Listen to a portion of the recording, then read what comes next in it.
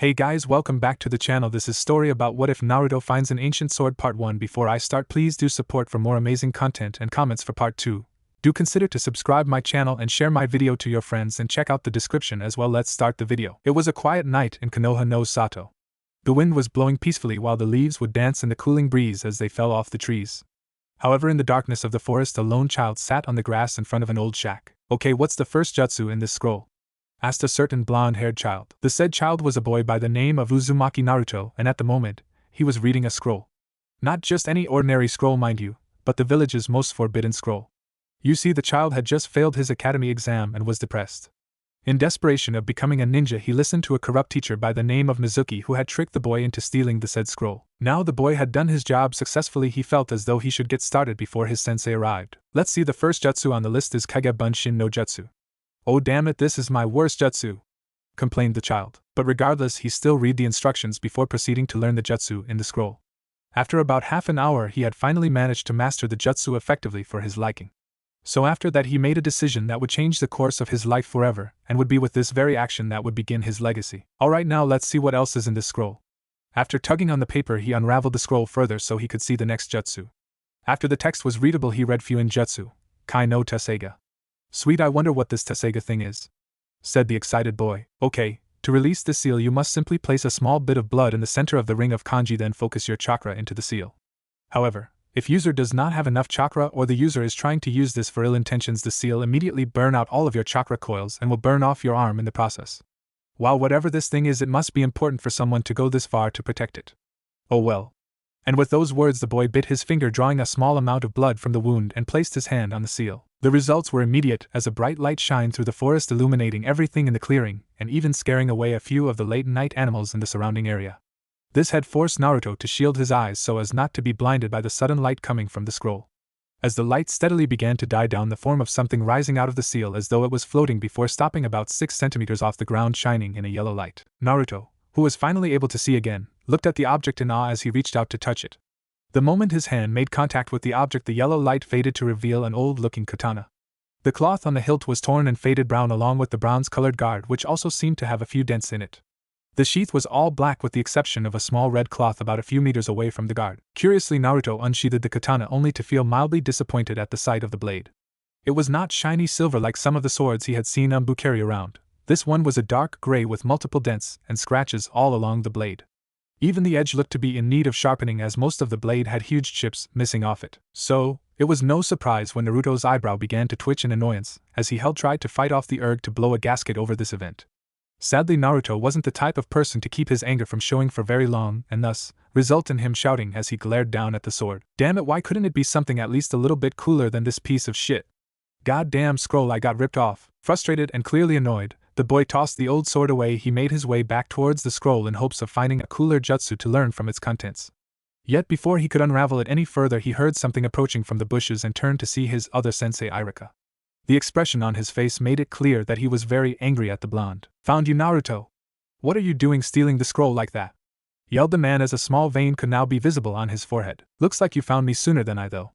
I only learned one jutsu, mumbled Naruto while scratching the back of his head sheepishly. He does look like he has been training a long time, thought Irika. Just then he took notice to the rather old-looking katana lying on the ground out of the corner of his eye. Naruto, where did you get that from? Naruto looked back at the sword before scuffing and crossing his arms. Stupid thing ripped me off. I unsealed it from the scroll hoping it was some jutsu or something cooler than that piece of shit. About that, why did you steal it in the first place? Oh yeah, shouted Naruto before grinning. Irika, if I show you the jutsu I learned, then you will let me pass, right? Where did you come up with that idea? Mizuki-sensei told me. He said that if I got the scroll and learned one jutsu, then I could pass. Why would Mizuki say dash? Just then Irika heard the sound of kunai whizzing through the air and heading in their direction. Thinking quickly, Irika pushed Naruto to the side as a multiple of kunai embedded themselves into his flesh. He looked up in the tree to see Mizuki crouched down on the branch carrying 2 Fuma shrunkens on his back. Naruto, give me the scroll, shouted Mizuki to the confused blonde. No, don't give it to him, Naruto. He's just using you to get the scroll for himself and to betray the village, shouted Irika as he pulled out the kunai in his shoulder. Don't even bother, Irika. After all, why would he even trust you since this village has been keeping secrets from him all his life? What secrets? Asked a still confused Naruto. No, Mizuki. It's forbidden for you to speak of that, Irika shouted, only to be ignored by the traitor. A secret so classified that anyone who uttered even a word of it was punished by death. The secret that was meant to be kept secret from everyone, especially you," said Mizuki with an evil grin on his face. "What was this secret?"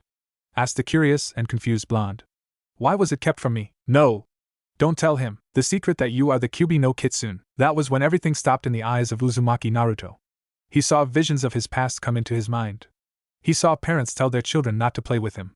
He saw the academy children laugh at him when he failed to do something. He saw the drunks beat him into unconsciousness. Then finally he saw himself crying on a swing alone, while the parents and children all glared at him. As the pictures came through his mind, he could hear the academy children laugh at him, and the adults yell hateful things to him. "That is why you will never be accepted by this village, you filthy demon, and that is why you will die here and now," yelled Mizuki as he began to spin the giant shrunken in his hand before throwing it at the still dazed blonde. "Naruto, get down!" The sound of metal hitting flesh filled the air as the giant shrunken pierced itself into his back. He glanced at his pupil and began to cry at the dazed look in his eyes. Naruto, who had just gotten out of his daze, stared back up at his sensei, who was crying for reasons he didn't know. "I'm sorry, Naruto. I know I should have helped you more since I knew what kind of pain you were feeling. I just sorry I didn't help you more than I could have," sobbed Irika as more tears began to fall. Naruto continued to stare at his sensei for a moment before grabbing the katana and dashed off into the dense forest. He didn't look back. Even when he heard Irika call for him, he didn't look back. He kept running, jumping from branch to branch until he couldn't keep going. He plopped himself down on the ground and rested his head on the tree trunk behind him. Naruto sat there a few moments, catching his breath while wiping away the sweat on his brow. Just as he was about to get up, he heard two voices coming from behind him and saw that it was Mizuki talking to Irika, who was leaned up against a tree while panting heavily. "How can you help that demon, after everything that it had taken from you?" asked Mizuki. When Irika didn't answer, he sneered at his ex-comrade before saying, "You know, me and Naruto are alike. Both of us are demons who want power, and we will do anything to get it." "You're right," answered with a sigh Irika. Naruto gripped the sheath of the katana tighter, and was trying his very best not to burst into tears. "I knew it. I knew he hated me just like everyone else." Those thoughts, however, were soon crushed when he heard Irika's next words. "A demon would be like that, but that is not Naruto. Naruto is a great child who only wishes for people to accept him for him, and not what he contains. Sure, he makes mistakes at times, but he still has the strength to get back up and try again. That is the Naruto I know, and I acknowledge him and his dream." Mizuki's faces showed viable anger at the man in front of him before sighing and unbuckling the last shuriken off his back. "I was planning to kill you last, but now you leave me no choice." That being said, he twirled the shuriken in his hand before rushing towards the now defenseless form of Irika. Yet the man held no fear in his eyes as the traitor advanced upon him. The only thing that showed any signs of life still remaining on the young man's face was the small smile on his lips, and along with one simple thought: "I guess this is it then." Just as Mizuki was about to strike, an orange blur shot out from the tree line and landed a knee to the traitor's chin, causing the Chunin to go flying backwards and skidding across the clearing. His shrunken, due to the sudden impact, went flying out of the man's hand and into the trees, cutting a few branches off in the process as it flew off into the air. "Naruto," thought the surprised Chunin as Naruto skidded to aid to glare at the corrupt Chunin who had just recovered from his attack. "You little brat, lay one finger on my sensei again and I'll kill you," growled out Naruto while gripping onto the sword in his hands tightly. "Yeah, right. I can take you down in a single move." Naruto gave him no reply. Instead, he put the sword on his waistband and put his hands into a cross-shaped seal before shouting out, "Kage Bunshin no Jutsu." In a giant puff of smoke, the whole clearing they were standing in was covered in orange, wearing children all glaring at the Chunin. The said Chunin was now scared out of his mind. Everywhere he looked, he saw the same boy glaring at him with katanas in their hands. All of them made their advancement on the traitor, and not long after, an echo of a traitor's screams could be heard all the way back to the village. When the clones dispersed, the sight of a bloody and bruised Mizuki was lying unconscious on the ground. Satisfied with his actions, the blonde boy turned his attention back towards his sensei and grinned at him. "Do I think I overdid it?" This earned him a chuckle from the scared Chunin, who was currently smiling at him from his position by the tree. "Naruto, come over here and close your eyes for a moment." Naruto nodded and walked over towards his sensei before closing his eyes. He felt his goggles being taken off, followed by the feeling of something else being placed on his forehead. "Okay, you can open your eyes now." When he did, he saw that Irika was smiling proudly at him while holding his goggles in his hands, and yet seemed to be missing his hittite. Then it came to him as he reached up to feel his hand brush against metal and the symbol of the leaf engraved into it. "Congratulations, Naruto, you graduate," said Irika proudly. Naruto's shocked expression then changed to an expression of great happiness before lunging at his sensei, screaming, "I did it!" over and over again. Had Naruto been paying attention, he would have felt the sword pulse and glow greenish-yellow for a moment before fading back to normal. It had been a few days since the scroll incident, and he had taken his picture yesterday. That day went from a simple picture to teaching a little punk by the name of Konohamaru how to use Oiroku no Jutsu on his sensei. In the end, he had a very boring day, and he had the orientation in 3 days. Naruto stared at the sword that lay in his lap. He had been trying to find something that made the sword so special and had yet to come up with anything. He even asked the Hokage about the sword and even he didn't know. The old man did say, however, that he could keep it so long as he didn't hurt himself or anyone from the village with it. Damn it! What is it with this thing? What makes you so freaking special? Yelled the frustrated blonde. Blah, I got better things to do than to stare at an old-ass sword, said Naruto before heading out to train. Right as he was about to exit his home, he stopped and looked at the sword again. He grinned before running back to it, and racing out the door and out to the closest training field. The moment he arrived, he placed the sword on the side of a nearby tree before pulling a small scroll out of his pocket. After getting permission for keeping the sword, he had been given a small scroll by the old man. He had said that if he was going to keep something so dangerous, he might as well learn how to use it. So now was the perfect time to begin since he had nothing better to do. He undid the scroll before reading and memorizing the kata for basic swordsmanship. Naruto then created 8 clones before grabbing his sword. He slid into the basic stance and waited as the clones rushed forward towards him. He ducked under one of the clones who tried to do an aerial strike with a kunai and parried around another who was trying to stab him. Turning quickly, he managed to catch the clone off guard and was ready to strike when he was suddenly punched in the stomach by a clone who had burrowed underground. Before he could regain his footing, he was kicked in the face by another clone, which sent him tumbling back. Cursing lightly, Naruto climbed back to his feet before getting back into his stance. He waited for them to attack again before retaliating. This time, however, he didn't keep his concentration on only one target but was mindful of all of them. He parried a clone that was aiming for his face again and swung the blade, cutting the clone in half before it puffed out of existence.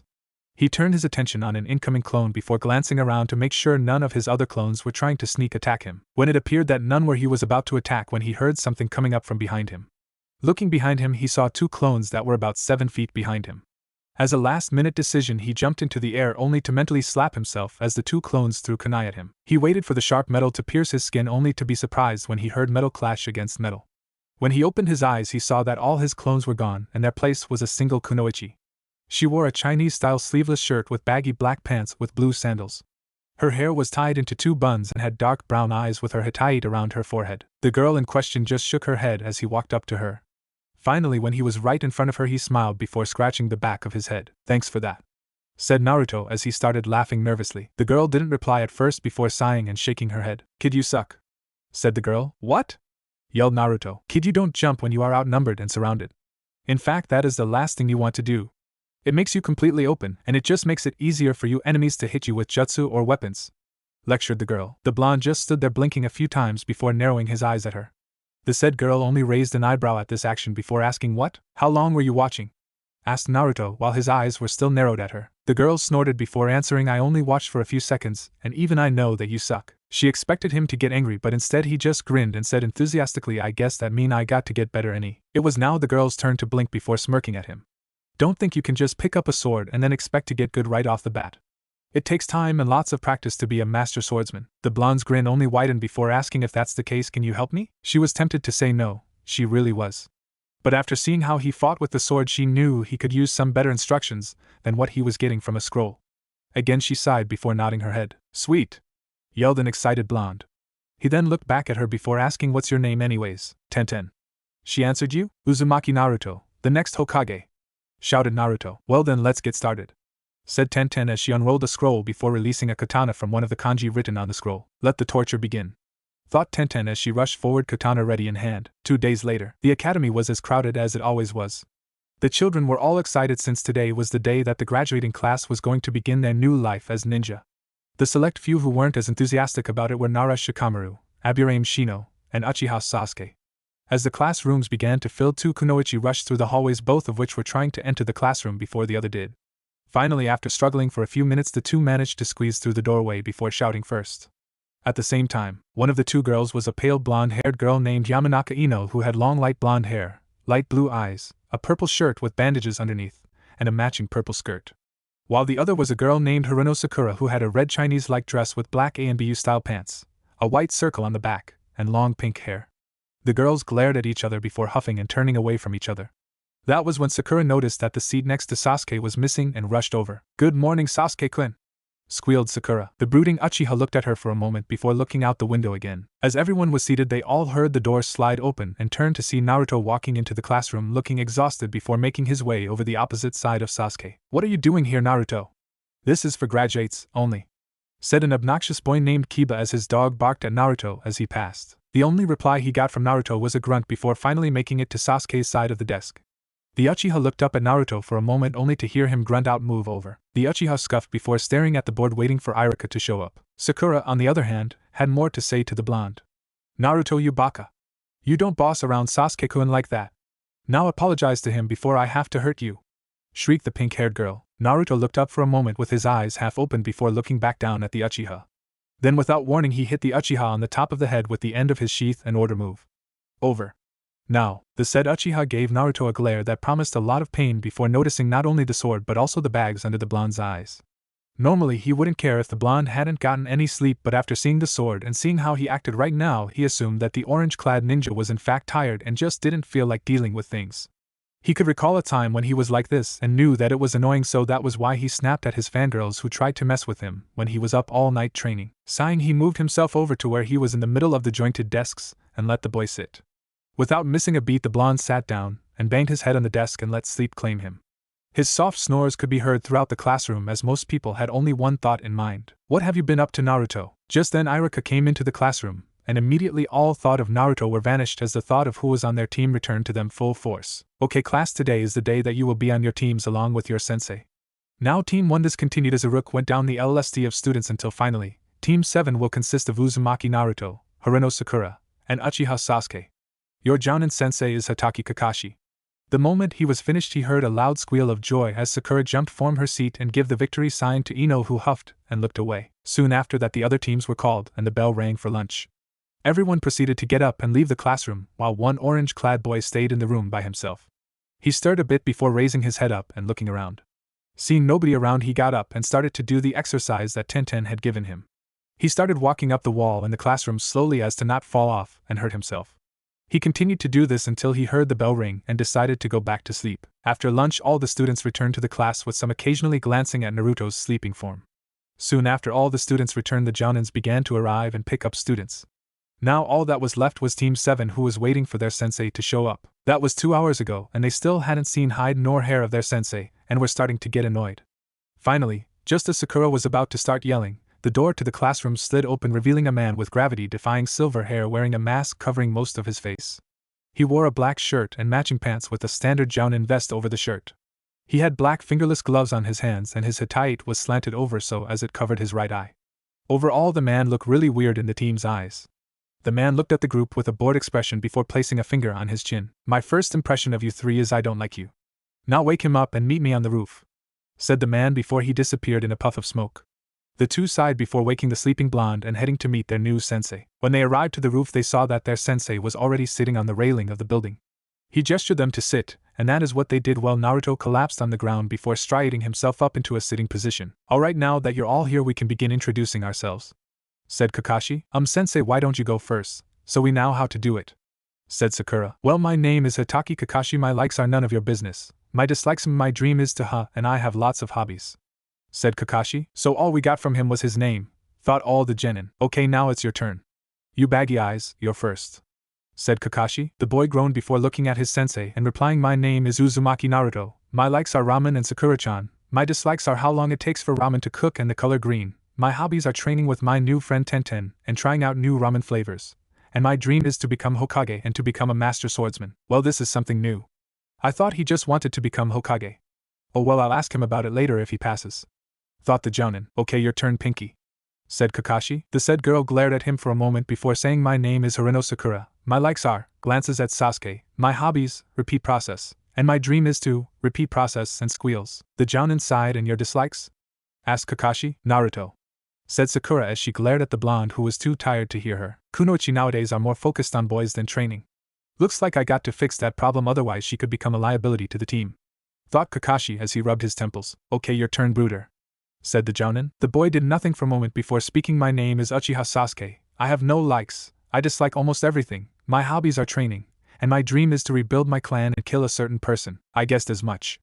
Well, that's another thing I have to fix. Sasuke-kun is so awesome, thought Sakura. Alright, tomorrow we will begin your first mission, stated Kakashi. What type of mission is it, Kakashi-sensei, asked Sakura. The Jounin looked at them with his one visible eye curving into an upside-down U before answering, survival training. But we already have had survival training in the academy, whined Sakura. Yes, you have, But this one is different since it will determine whether or not you become genin, but we already passed. What is the point in trying so hard only to take another test? Asked a now very confused Sakura. That was to see who had the ability to become genin. The real test is to weed out the ones who will actually become genin, or the ones that will be sent back to the academy. The man then began to chuckle before noticing the questionable looks from the three kids. Oh, I just thought of how funny your expressions would be if I told you that there is a 66 chance that you will not pass this test. The results to his were priceless in his eyes. Sakura looked shocked, Sasuke looked pissed, and Naruto's eyes widened slightly. Alright, meet me at training ground 28 at 9 o'clock tomorrow morning. Oh, and don't eat anything for breakfast, you'll just throw it back up.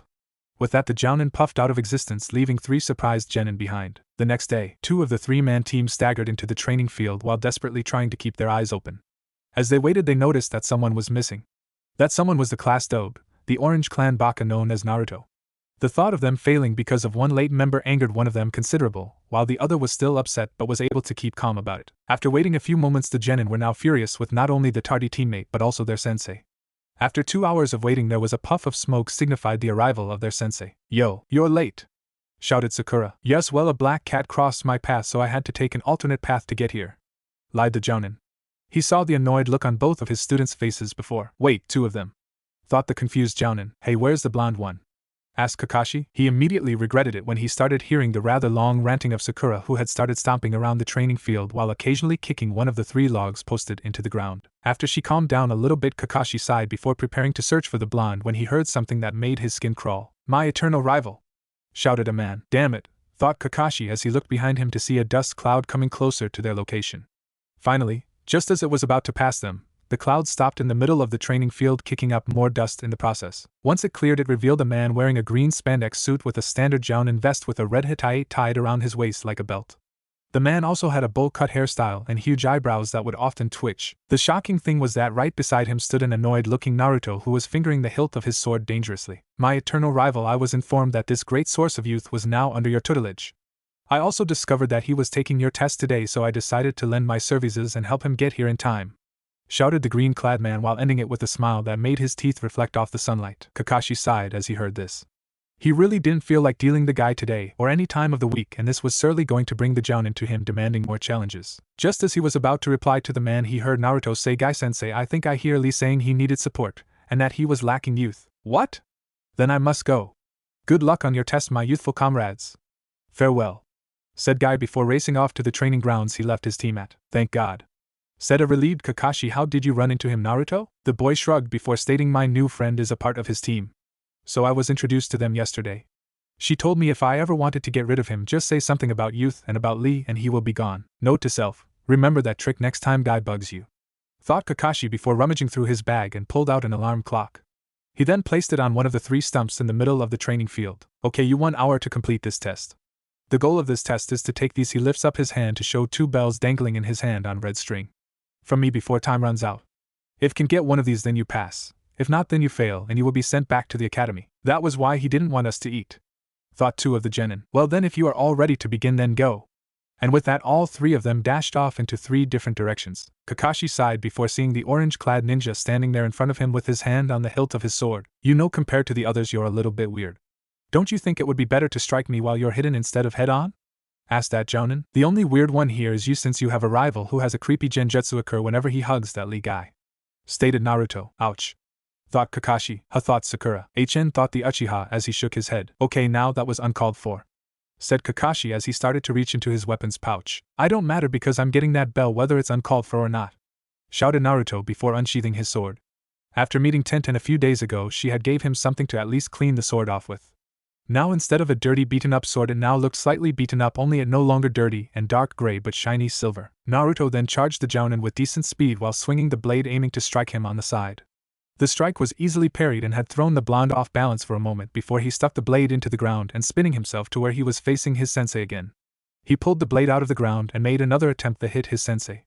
This surprised the Jounin enough to distract him from dodging the blade. Naruto grinned when he saw that his attack was going to get through, only to be shocked when he heard a loud clang of his sword connecting with a kunai. He gritted his teeth before jumping back, getting himself some distance from his sensei before charging him again, while holding the sword in a thrusting stance. The Jounin waited patiently for the blonde to get closer before jumping over the blade and hitting it on the side with his kunai, sending the sword and the blonde off course. After landing, he spun around, pulled out 2 shurinkens and tossed them at the blonde. Shit, berated the Jounin. He was so used to being an ANBU that he'd forgotten that he wasn't aiming to kill these opponents. It just surprised him how the blonde was fighting.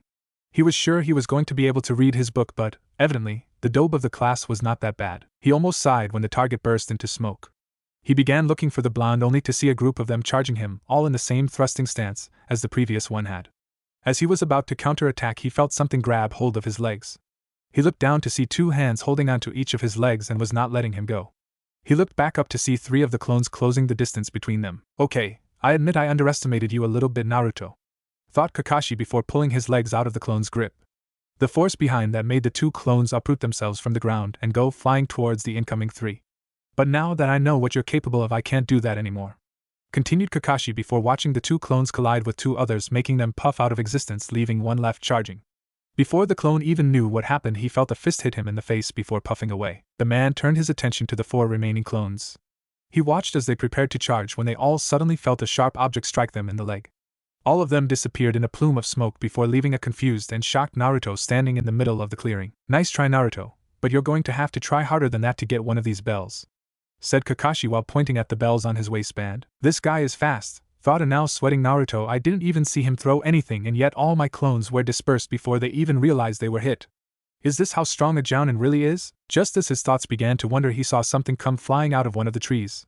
He then realized what they were when they hit their target right in the back, making their sensei fall forward before puffing into smoke, revealing a log covered in kunai and shrunken.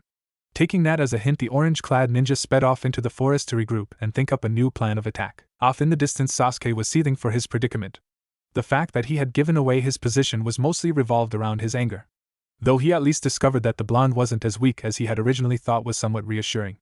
Truth be told, he figured that if he could watch the boy fight, he could evaluate how useful the blonde could be. Now the problem was trying to find his sensei. He needed to test his own strength against the Jounin. If the dope could last as long as he did, then I should at least be on a higher level than that, thought Sasuke as he stopped at a nearby clearing. Just then he heard a horrified scream coming not far from his location. It wasn't hard to identify scream was Sakura, so that meant that the Jounin was nearby. Well, I'll give you credit, you're not like your teammates, said a voice behind him. I different from those 2 fools, I will get one of those bells, said Sasuke, not turning around to face his sensei. Well, if you think you can, then by all means try, said Kakashi calmly. As you wish, said the Uchiha before turning around quickly before throwing kunai at him. The Jounin jumped to the side just as Sasuke had planned before tossing another kunai at a rope hidden in the bushes. The Jounin slid to a stop before avoiding the projectiles as they stuck into the tree where he was once kneeling in front of. Just as the Jounin had slid to a stop, the young Uchiha appeared behind him and attempted to punch the Jounin, which he had blocked. The Uchiha then attempted to punch him again, only for his punch to be caught by the Jounin's palm. Sasuke then shifted his body, allowing him to aim a kick at the man's face, which was again blocked by the Jounin. Sasuke smirked before reaching out for one of the bells, which made the Jounin let go of the Genin and jumped back, giving them a little distance away from each other. Well, then is interesting. I knew Sasuke was good, but I didn't think he would come so close to getting one of the bells, thought Kakashi. The Genin glared at the Jounin before doing a few seals after landing on the tiger seal. The Genin took in a deep breath before placing his hand over his mouth and exhaling Katan Gokaku no Jutsu. After calling out his jutsu, a giant flame erupted from his mouth, aiming straight for the surprised Jounin.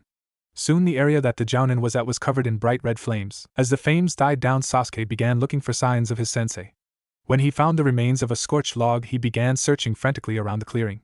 Just then he felt something grab his ankle and saw a gloved hand coming from underground. Then with a fierce tug, the Uchiha was pulled underground, leaving only his head above surface. Just because you're different doesn't make you better, said the Jounin before pulling out a small orange book and disappearing into the trees. Damn it, cursed Sasuke. The boy struggled for a moment, trying to get out of the hole. Just then he heard a noise coming from a nearby bush before seeing a blur of orange pop out of the forest. Naruto looked at Sasuke for a moment before cursing. Damn it! I just missed him. He looked back at his teammate before growling. He then walked over to the Uchiha before he started digging. What are you doing, Dobe? Asked Sasuke. Even if I hate your guts, I won't leave a comrade behind. A ninja should never abandon his comrade no matter the situation, stated Naruto as he continued to dig. Just hurry up, ordered Sasuke. Don't push it, team, replied Naruto. After a minute or two, he finally made the hole wide enough to pull the Uchiha out. After getting him out, he stood and was about to go looking for his sensei when Sakura burst from the bushes. Sasuke-kun! Squealed Sakura before embracing Sasuke's arm while having stars in her eyes. Get off! Ordered Sasuke as he shoved her off his arm. Hey team! Don't push Sakura like that, she was only worried, that's all, yelled Naruto. Don't talk to Sasuke-kun like that, you baka! Yelled Sakura before bopping Naruto on the head. I got to find Kakashi. I almost got a bell, and next time I will have one in my hand, said Sasuke as he got some of the dirt off his shirt. Yeah, you go, Sasuke! Show that scarecrow who's boss, cheered Sakura, not knowing how foolish her statement sounded. Just as Sasuke was about to go searching, the timer on the alarm went off. Damn, I was wasting all this time, said a now scowling Sasuke. Good job, Naruto. If you didn't show up, we could have been getting a bell instead of wasting time, yelled Sakura. But I let him out of that hole, and replied Naruto before he was interrupted by Sakura. You're so useless, Naruto.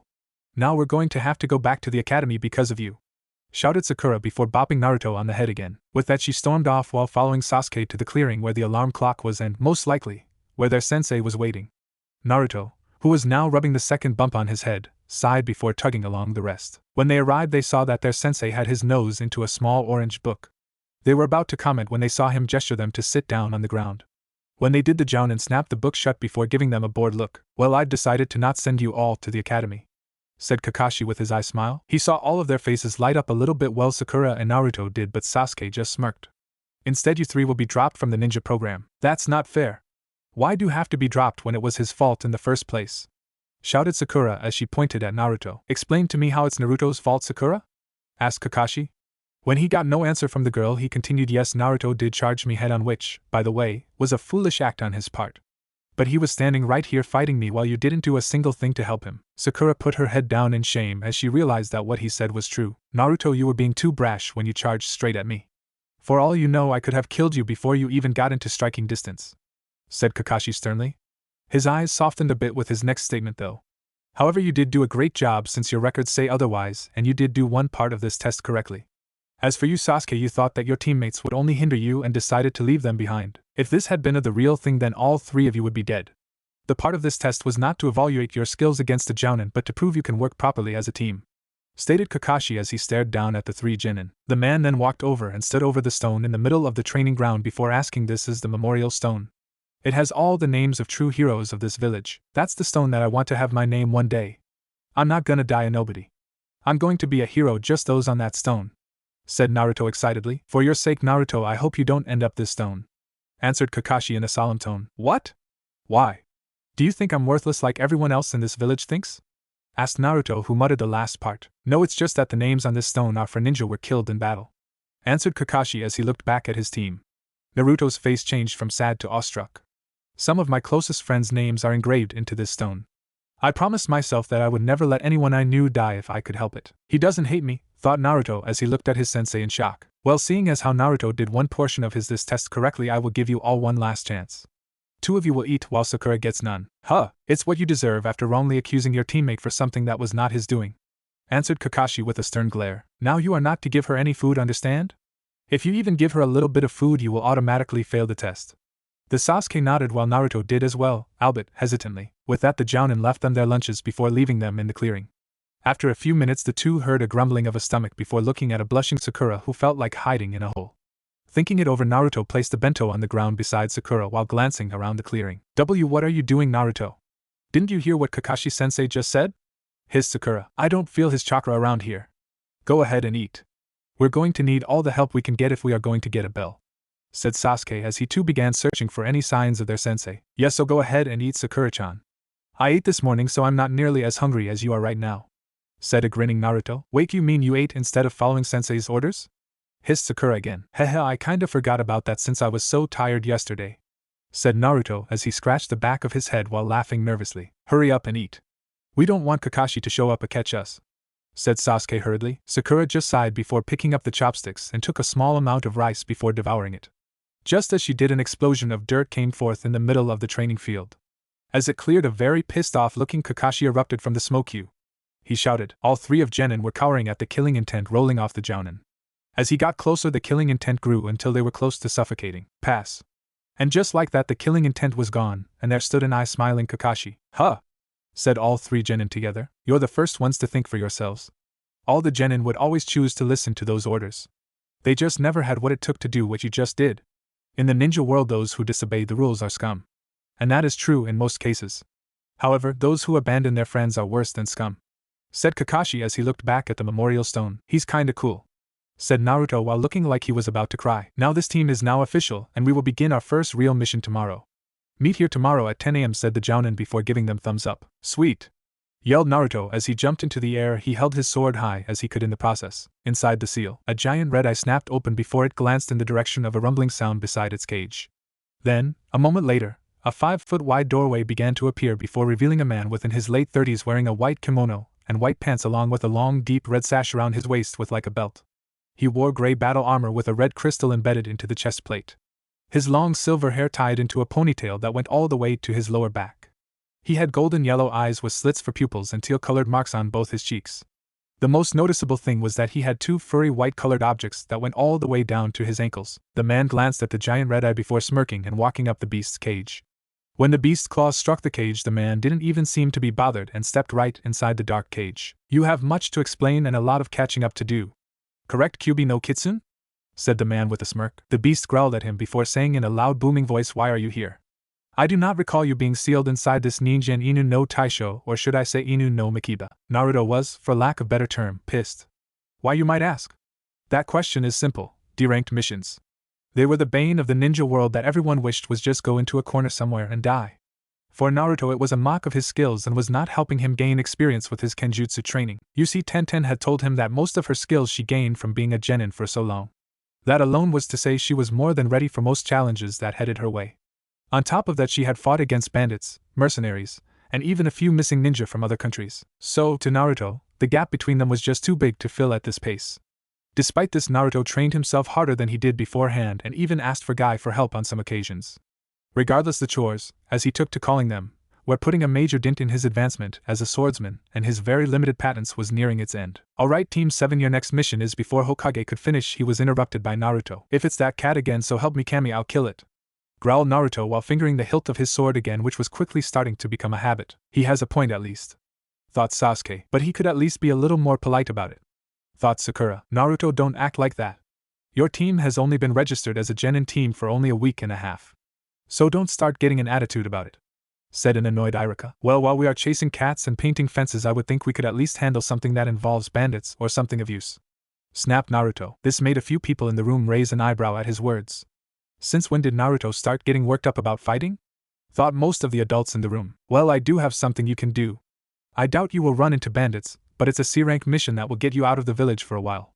And possible let out some steam in the process, thought the elderly Hokage. Hokage-sama, are you sure it's wise to let a genin team go on a C-ranked mission when they are not registered for longer than 2 weeks?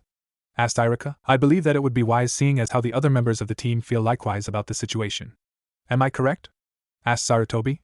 When he saw the 2 others nod, he turned to Kakashi to see him nod as well. Alright, you may come in now, said Sarutobi. When he did, the door slid open to reveal a tired-looking old man with a brown shirt and black pants holding a sake bottle in his hand, while carrying a small bag on his back wearing a sacket. This is Tazuna, a bridge builder from the Land of Waves. You will be guarding him on his way home and as he finishes the bridge, said the Hokage as he took another puff off his pipe. These are the brats that will be guarding me? They look ridiculous, especially the one with the sword, said the now introduced Tazuna before chugging a good portion of his sake. That's it, I'm killing this old drunken bastard, yelled Naruto while trying to get out Kakashi's grip. Calm down, Naruto. You don't need to kill the client before the mission even starts, says Kakashi, making the child calm down slightly. Alright, meet me at the North Gate in about an hour. And pack a few days' worth of equipment. The 3 members of Team 7 nodded before they left to their own homes. After arriving to his apartment, he searched his pocket before pulling out his key and unlocking the door. After gathering his things, he made his way to one of the blank scrolls on his shelf before grabbing some ink and a brush. Yet another skill he picked up from Tenten, which was the most basic form of sealing. He knew he didn't have the knowledge to learn seals, so he stuck to learning ones he understood. This was the only one he knew well enough to perform. He placed his equipment in the middle of the circle of kanji before focusing chakra into the seal. After seeing the equipment, extra kunai, tent, sleeping bag, and some extra clothes disappear into the scroll, he rolled it up and placed it into his weapons pouch. He headed back outside before closing and locking the door. He thought about it for a while before he decided to go and see what Tenten was doing. He took his time walking to her team's training ground. After walking for 20 minutes, he finally arrived to see Tenten leaning on the side of a tree trunk while staring up into the clouds. Tenten on her part didn't know what was wrong with her. This has never happened to her before. She usually had at least something to do with her time. But today Guy and Lee had decided to experiment with a new training regiment, while Niji had some personal business to deal with. She sighed again and looked back up into the clouds. How that one kind of looks like Naruto-kun somewhat, thought Tenten. She giggled at the thought of the boy who she had started hanging around more and more over the past few days. Every day he would come find her and the two would spar for a good hour before stopping and getting lunch. She wouldn't admit it, but she real loved his company and even felt as though she was getting attached to the blonde. She sighed again, Naruto said aloud. She blushed when she realized that she said that out loud. She then heard a twig snap and turned to see the said boy standing there grinning. This of course made her face turn light pink to almost scarlet red in less than a second. How did you know it was me? Asked Naruto with his grin still in place. Well, when you're around someone for a long time you tend to recognize things like chakra signatures and such, said Tenten while looking back at the clouds in order to hide her blush. Well, I guess I need to learn that trick, huh? Well, hey, I just came by to say that I'm going on my first C-ranked mission, said Naruto excitedly. This brought a smile to the girl's face. That's good to hear, kid. Hope you do well with what I taught you, said Tenten, who had turned to face him. Thanks. I'll be sure to continue what you told me to do while I'm away. Flashback. Tenten was sitting on one of the branches in the nearby tree when she heard him yell in frustration. She looked down to see Naruto glaring up at her while trying to understand the task given to him. Why can't you just give me some advice so I can climb this damn tree? Shouted Naruto. Because then you wouldn't be learning now, would you? Said Tenten with a smirk. The boy continued to curse before focusing chakra into his feet like the times before. He then ran towards the tree and made only 2 steps up before crashing back onto the ground. Grh. Why can't I get this thing right? Shouted Naruto. It's because you're frustrated, stated Tenten as she dropped down from the tree branch. What does that have to do with anything? Said Naruto through gritted teeth. Tenten sighed before flicking him on the forehead. Listen, whenever you're angry you tend to make more mistakes than you do at correcting them. You're just too distracted by your anger that you can't put full focus into what you're doing. For example, if I was angry when I target practice I would most likely only hit half of them. So what I do is stop, take a few deep breaths, and then try to relax myself so that I'm not as angry or just not angry anymore. Then when I go back and do my target practicing again my aim is perfect. You understand now? Asked Tenten. He nodded. So all I have to do is try and calm down, and I can do better? Asked the blonde. I guess you could say so. If it helps, just chant these 3 words. Calm, collect, and precise over and over until you feel as though you are calm. The boy said nothing. He just closed his eyes before taking in deep breaths and fingered the hilt of his sword. After a few minutes he finally opened his eyes again before putting his hands into the ram seal. He focused chakra into the soles of his feet before placing his foot onto the surface of the tree trunk.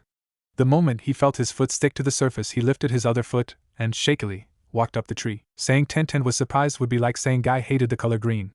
It just wasn't possible.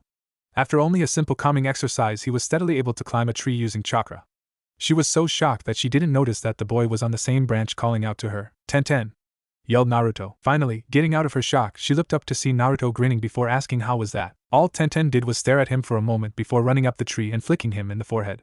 This caused the boy to lose his balance on the branch, causing him to fall off and land face first into the dirt. When you can do that, then I will be impressed, said Tenten while trying her hardest not to laugh at the unfortunate blonde. Damn you! Could be heard throughout the entire village, which made a few people glance around to see where the voice had come from. End flashback. By the way, said a grinning Naruto, I've got something for you. Now Tenten learned quite a few things when hanging around Naruto. One was that if you ever got on his bad side he would either hurt you or he would prank you. The fact that he had once TP'd and stink bombed the whole Inuzuka clan house because 3 of their dogs attacked him, while the owners did nothing but watch, was truth of that. The other was whenever he had that grin on his face it meant either he's up to something or he is about to do something. It's never clear which would occur. All it meant was it would end badly in that person's case. By now Tenten realized that Naruto was targeting her and was now sweating bullets. What is it and Naruto? Asked the fearful Kunoichi. This. With that as the only warning he dove and tackled her to the ground before he began to tickle her. Ha ha ha ha ha. Stop. Ahaha and knock it off. Ahaha. Laughed Tenten as Naruto tickled her sides. Payback sucks, don't it? Asked Naruto while laughing hysterically. This lasted a few more moments before Naruto finally got off the poor girl and sat up waiting for the girl to catch her breath. When she did she glared at for a moment before breaking into a cute pout. That was cruel, stated Tenten as she kept the pout. All this made Naruto's grin widen before standing up and dusting himself off. He lowered his hand down to help Tenten up. She gratefully took it and was heaved back to her feet. After she dusted herself off she saw he was looking at the sky. It's almost time for me to go. Otherwise I would be late, said Naruto in a solemn tone. Tenten's face went downcast at that before she perked up at an idea. Hey Naruto, when you get back do you want to get something to eat or something? Asked Tenten, blushing slightly. Naruto blushed at the question. In all honesty he didn't know what to do. I always wanted to have my fist date with Sakura-chan, but I don't want to hurt her feelings like that team does all the time. What do I do? He thought frantically. That was when he heard a voice just barely above whisper say take her offer. Glancing around him he noticed that nobody was there. He decided to listen to the voice and answered, sure, I'll meet you here when I get back. You can pick the place. The girl's eyes lit up with happiness before smiling warmly at him and nodding her head. He was about to go when he felt two slender arms embrace him. His face now resembled that of a tomato because even he knew what those soft things touching his back were. Thanks Naruto-kun, I'll see you when you get back. With that she let go and walked off into the forest with a big smile on her face. Okay, girls are weird, said the blonde boy as he rushed out of the training ground and also trying to get rid of his blush. When the north gate finally came into view he relaxed before slowing to a stop. He saw that two of his teammates were already waiting. He sighed before placing his hand in his pocket and feeling a piece of paper. Pulling out the paper he found that it had a number, an address, and on the very bottom was a small chibi form of Tenten smiling at him. Naruto chucked at the note before putting it back into his pocket for safekeeping. Sasuke noticed this but decided not to comment since the last thing he needed was the dobe to be more of a pain than usual.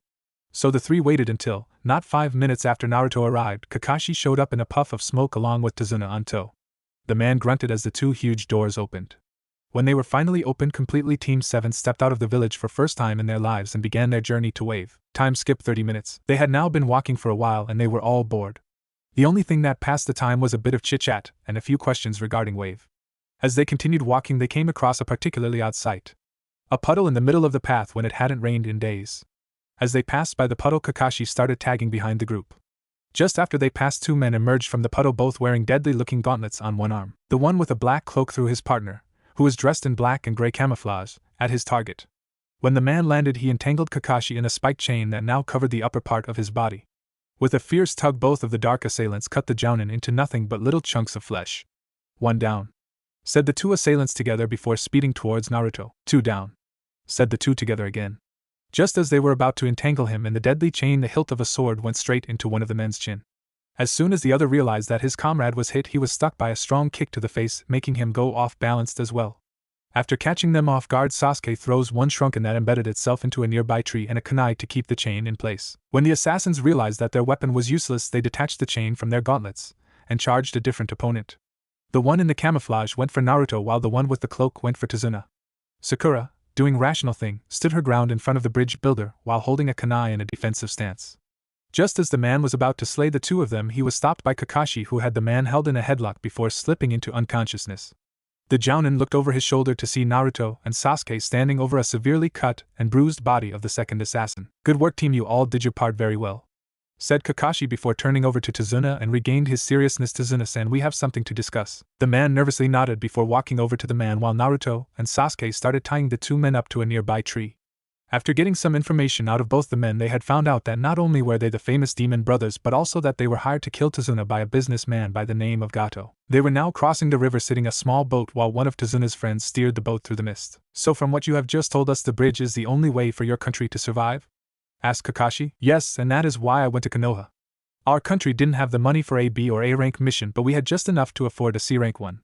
It was our only choice, and if you won't help me then all of Wave will suffer, said Tazuna while looking at the floor of the boat. Let do it, stated Naruto before being shushed by the rower. Let's help these people. After all, he did say they used everything they had to afford it, so if we succeed then we would be doing them a big favor. Besides, I'd rather do this than those damn D-rank missions. Everyone just sat there in silence while all looking at the blonde, who was now laughing nervously. Suddenly Sasuke rose his hand before saying I agree. Not long after Sakura did as well, albeit nervously. The jounin sighed before smiling at Tazuna and saying, well, it looks like we're going to help out after all. The man had to wipe a tear away for what these people were doing for him. In truth, he was just going to give them a guilt trip and hope they would feel sorry for him and help, but it seemed he didn't have to now. Tazuna, this is as far as I can go, whispered the rower as they approached the shore. Thanks, be sure to get home safely, replied Tazuna before stepping onto the shore. The man nodded before pushing off and disappearing back into the mist. My home isn't far from here. We should be there in about 30 minutes, said Tazuna. Alright, everyone, keep your eyes open for anything suspicious, ordered Kakashi. The group nodded before setting off. As they walked, Naruto noticed that something didn't feel right. He felt as though something watching them. Just then he heard something in a nearby bush. Out of reflex, Naruto pulled out a kunai and tossed it into the bush. After a few seconds of silence, he cautiously walked over to the bush. He sighed when he saw that it was only a rabbit that he had almost hit. It's just a rabbit, said Naruto before getting bonked on the head courtesy of Sakura. You idiot! Stop putting us all on edge, shouted Sakura. Heh, sorry, it was just out of reflex, said Naruto while rubbing the back of his neck. That rabbit's coat is too white for the season. That would mean that it hasn't been outside for some time. So that means that the rabbit was used for Kawarimi no Jutsu, thought Kakashi. Just then he heard the sound of something whizzing through the air. "Get down!" ordered Kakashi as he and the others ducked under a giant sword that embedded itself into a tree. Before they could even blink, a man appeared on the hilt of the blade with his back facing them. He currently shirtless while he wore cow skin bracers on his arms and legs while wearing baggy striped blue pants.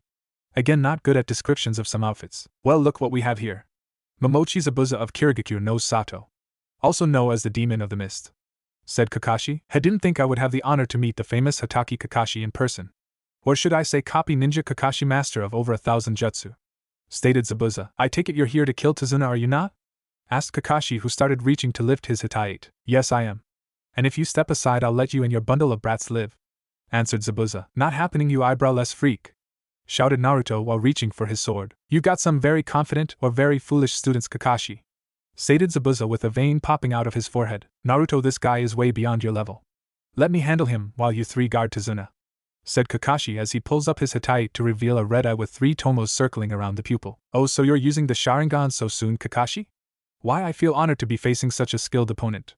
Nonetheless, you will die today with or without that eye of yours," said Zabuza. "Kakashi has the Sharingan?" thought Sasuke as he stares at Kakashi curiously. Just then a heavy mist. Zabuza pulled his blade out from the tree before disappearing in a burst of speed, only to reappear on the surface of the water before calling out Kirigakure no Jutsu. In seconds the area was covered in a thick mist. The 3 genin surround Tazuna, 2 holding kunai while the 3rd was holding his sword out and ready. "Liver, lungs, spine, clavicle vein, neck vein, brain, kidneys, heart. Which one should I go after?" said Zabuza from within the mist. After that, a huge amount of killing intent was directed at all the people in the area. Kakashi was calm while the genin were trembling in fear. Sasuke himself could barely keep hold of his kunai while Naruto's sword was shaking badly. "Sasuke, don't worry," reassured Kakashi when he saw the boy about to kill himself. "I won't let anyone I know die if I can help it." This caused Zabuza to scoff before appearing in the middle of the group. He swung his massive blade, aiming to slice all 3 of them in half, only to be disappointed when Kakashi knocked them out of the way. Without missing a beat, the copy nin then turned and stabbed the missing nin in the stomach before realizing it was a Mizu Bunshin. He turned around to see Zabuza rearing back before swinging his blade again. This time it hit, and it cut the jounin in half before he himself burst into water. "Game over, Zabuza," said Kakashi as he placed the kunai at Zabuza's neck.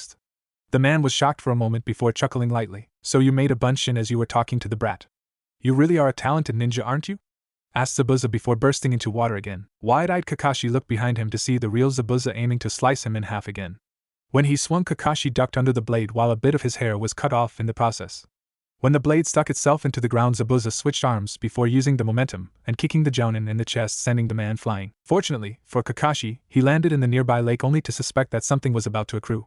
Before he could do anything, he heard Zabuza behind him call out Suiro no Jutsu, and was now trapped inside an orb of water. "Shit!" cursed Kakashi before shouting out to his team, "Listen, you 3, I want you to take Tazuna and run away from here as fast as you can." The group looked back at their sensei in shock before looking back at Tazuna. Naruto looked back at his sensei again before saying, "No way in hell, Kakashi-sensei. You're our sensei and we are not leaving you behind," continued Sakura. "And you said that those who abandon their friends are worse than scum," finished Sasuke. "You brats are noble, I'll give you that, but you 3 are just a waste of my time," said Zabuza while he made a hand seal. A few moments later, a clone made of water arose and stood in front of the group. Sasuke looked over at Naruto for a moment, and saw that the blonde had the same idea he did. Both nodded before charging forward towards the clone. Said clone swung his blade at the 2 of them as they charged. Sasuke jumped over it while Naruto ducked before raising his blade in an attempt to stab the clone in the chest. The clone dodged the blade and landed kick on the blonde's jaw while he grabbed Sasuke midair by the neck with its free hand and threw him back towards Sakura and Tazuna. The clone then set its sights on Naruto before raising his blade, aiming to cleave him in half. The orange-clad boy rolled out of the way just as the blade smashed into the ground. He leapt back to his feet and made a vertical swing on the clone, still aiming to hit it. He gritted his teeth when the clone dodged the strike and leapt back to get some distance before the clone could strike again. "You 3 are all pathetic. You call yourselves ninja? Don't make me laugh, all you're doing is playing a dangerous game. A game where your life is on the line," said Zabuza. "Now it's time for me to put an end of this little game we've been playing," finished the clone before charging the group with incredible speed. "Is this where I'm going to die?" thought Naruto while holding the Tesseiga in front of him. He looked back at Sakura, who was now pale and shaking violently. "No! I will protect Sakura-chan and the Gigi even if it costs me my life." Naruto waited for the clone as it approached before noticing that it was starting to slow down until it stopped as though someone had pushed pause in the middle of a movie. He blinked a few times before seeing that everything was still. He then noticed a figure approaching. As the figure came closer and closer, he found that the figure was a man who had silver hair and strange colored eyes. The man stopped when he reached Naruto, who was still holding the Tessega in front of him in case the man tried to attack him. Finally, after a few moments of silence, the man spoke in a calm tone, "So you are the one who contains Kyubidano." This made Naruto flinch slightly before he pointed the blade at the man's face before shouting, "H, how do you know that?" All the man did was chuckle before pushing the blade out of his face with his finger.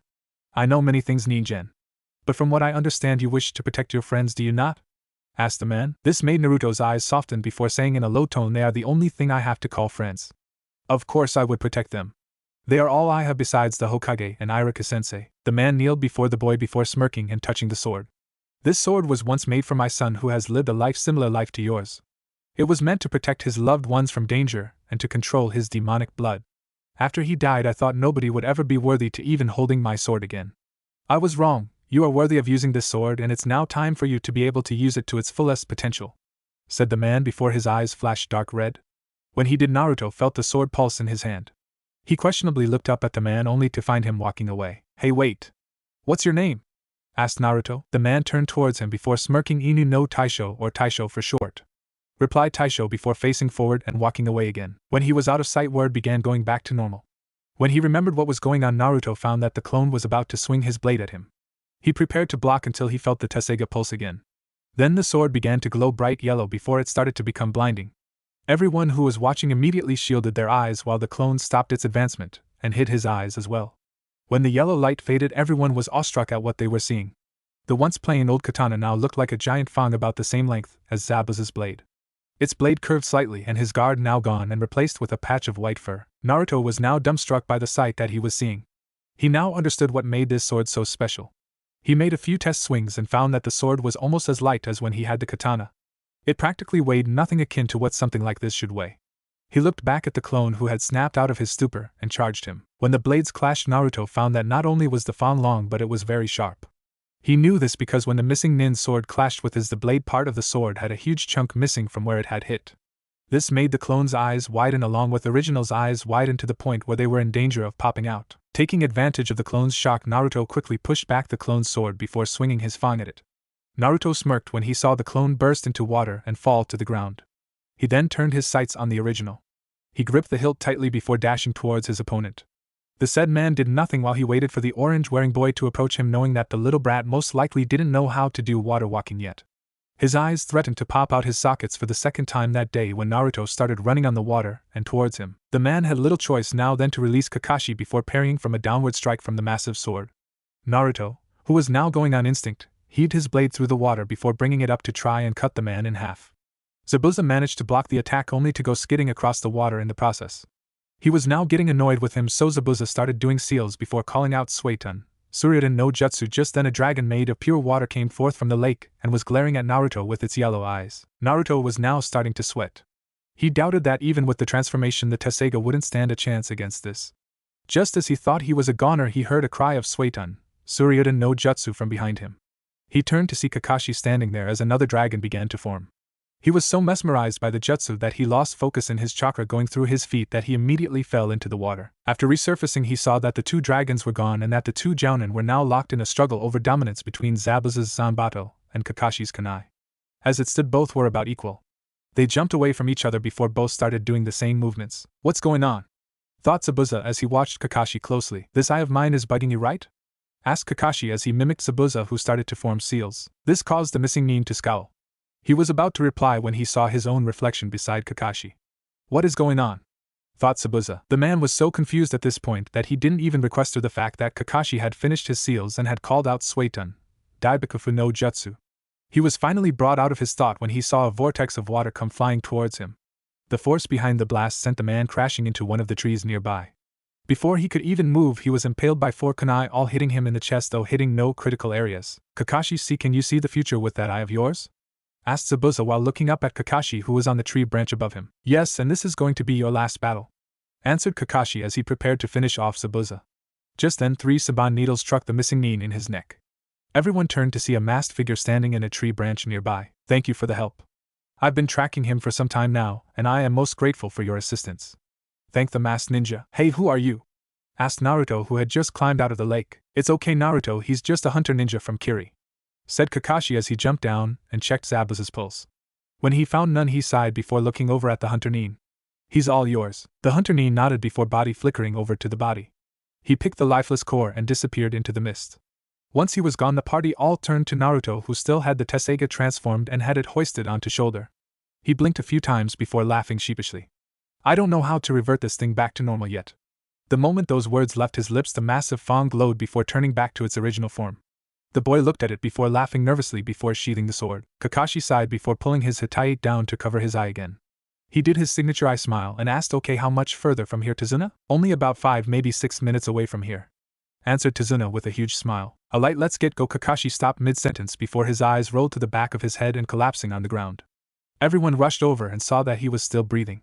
All 4 of them sighed before Tazuna picked up the man and led the way to his home. It had been a day since they had encountered Zabuza, and at the moment Kakashi was lying in bed. He had called for a team meeting while he himself was going over his thoughts over the fight. How did Naruto do that with his sword? It damaged Zabuza's blade pretty badly, but that was just a clone.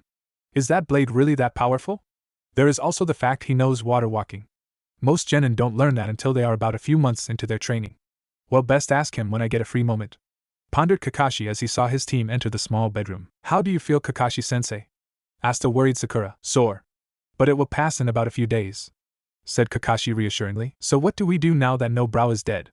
Asked Naruto with a grin. Honestly, I don't know if he is or not Naruto, answered the Jounin. The nin that took him out used a fairly odd weapon to kill him with. What do you mean? Questioned Sasuke, who was leaning on the wall. He used Saban needles to strike him in the neck, stated Kakashi. Wait, you said Saban, right? Asked Naruto suddenly. When Kakashi nodded, the boy smacked himself in the forehead. Damn it, why did I notice that?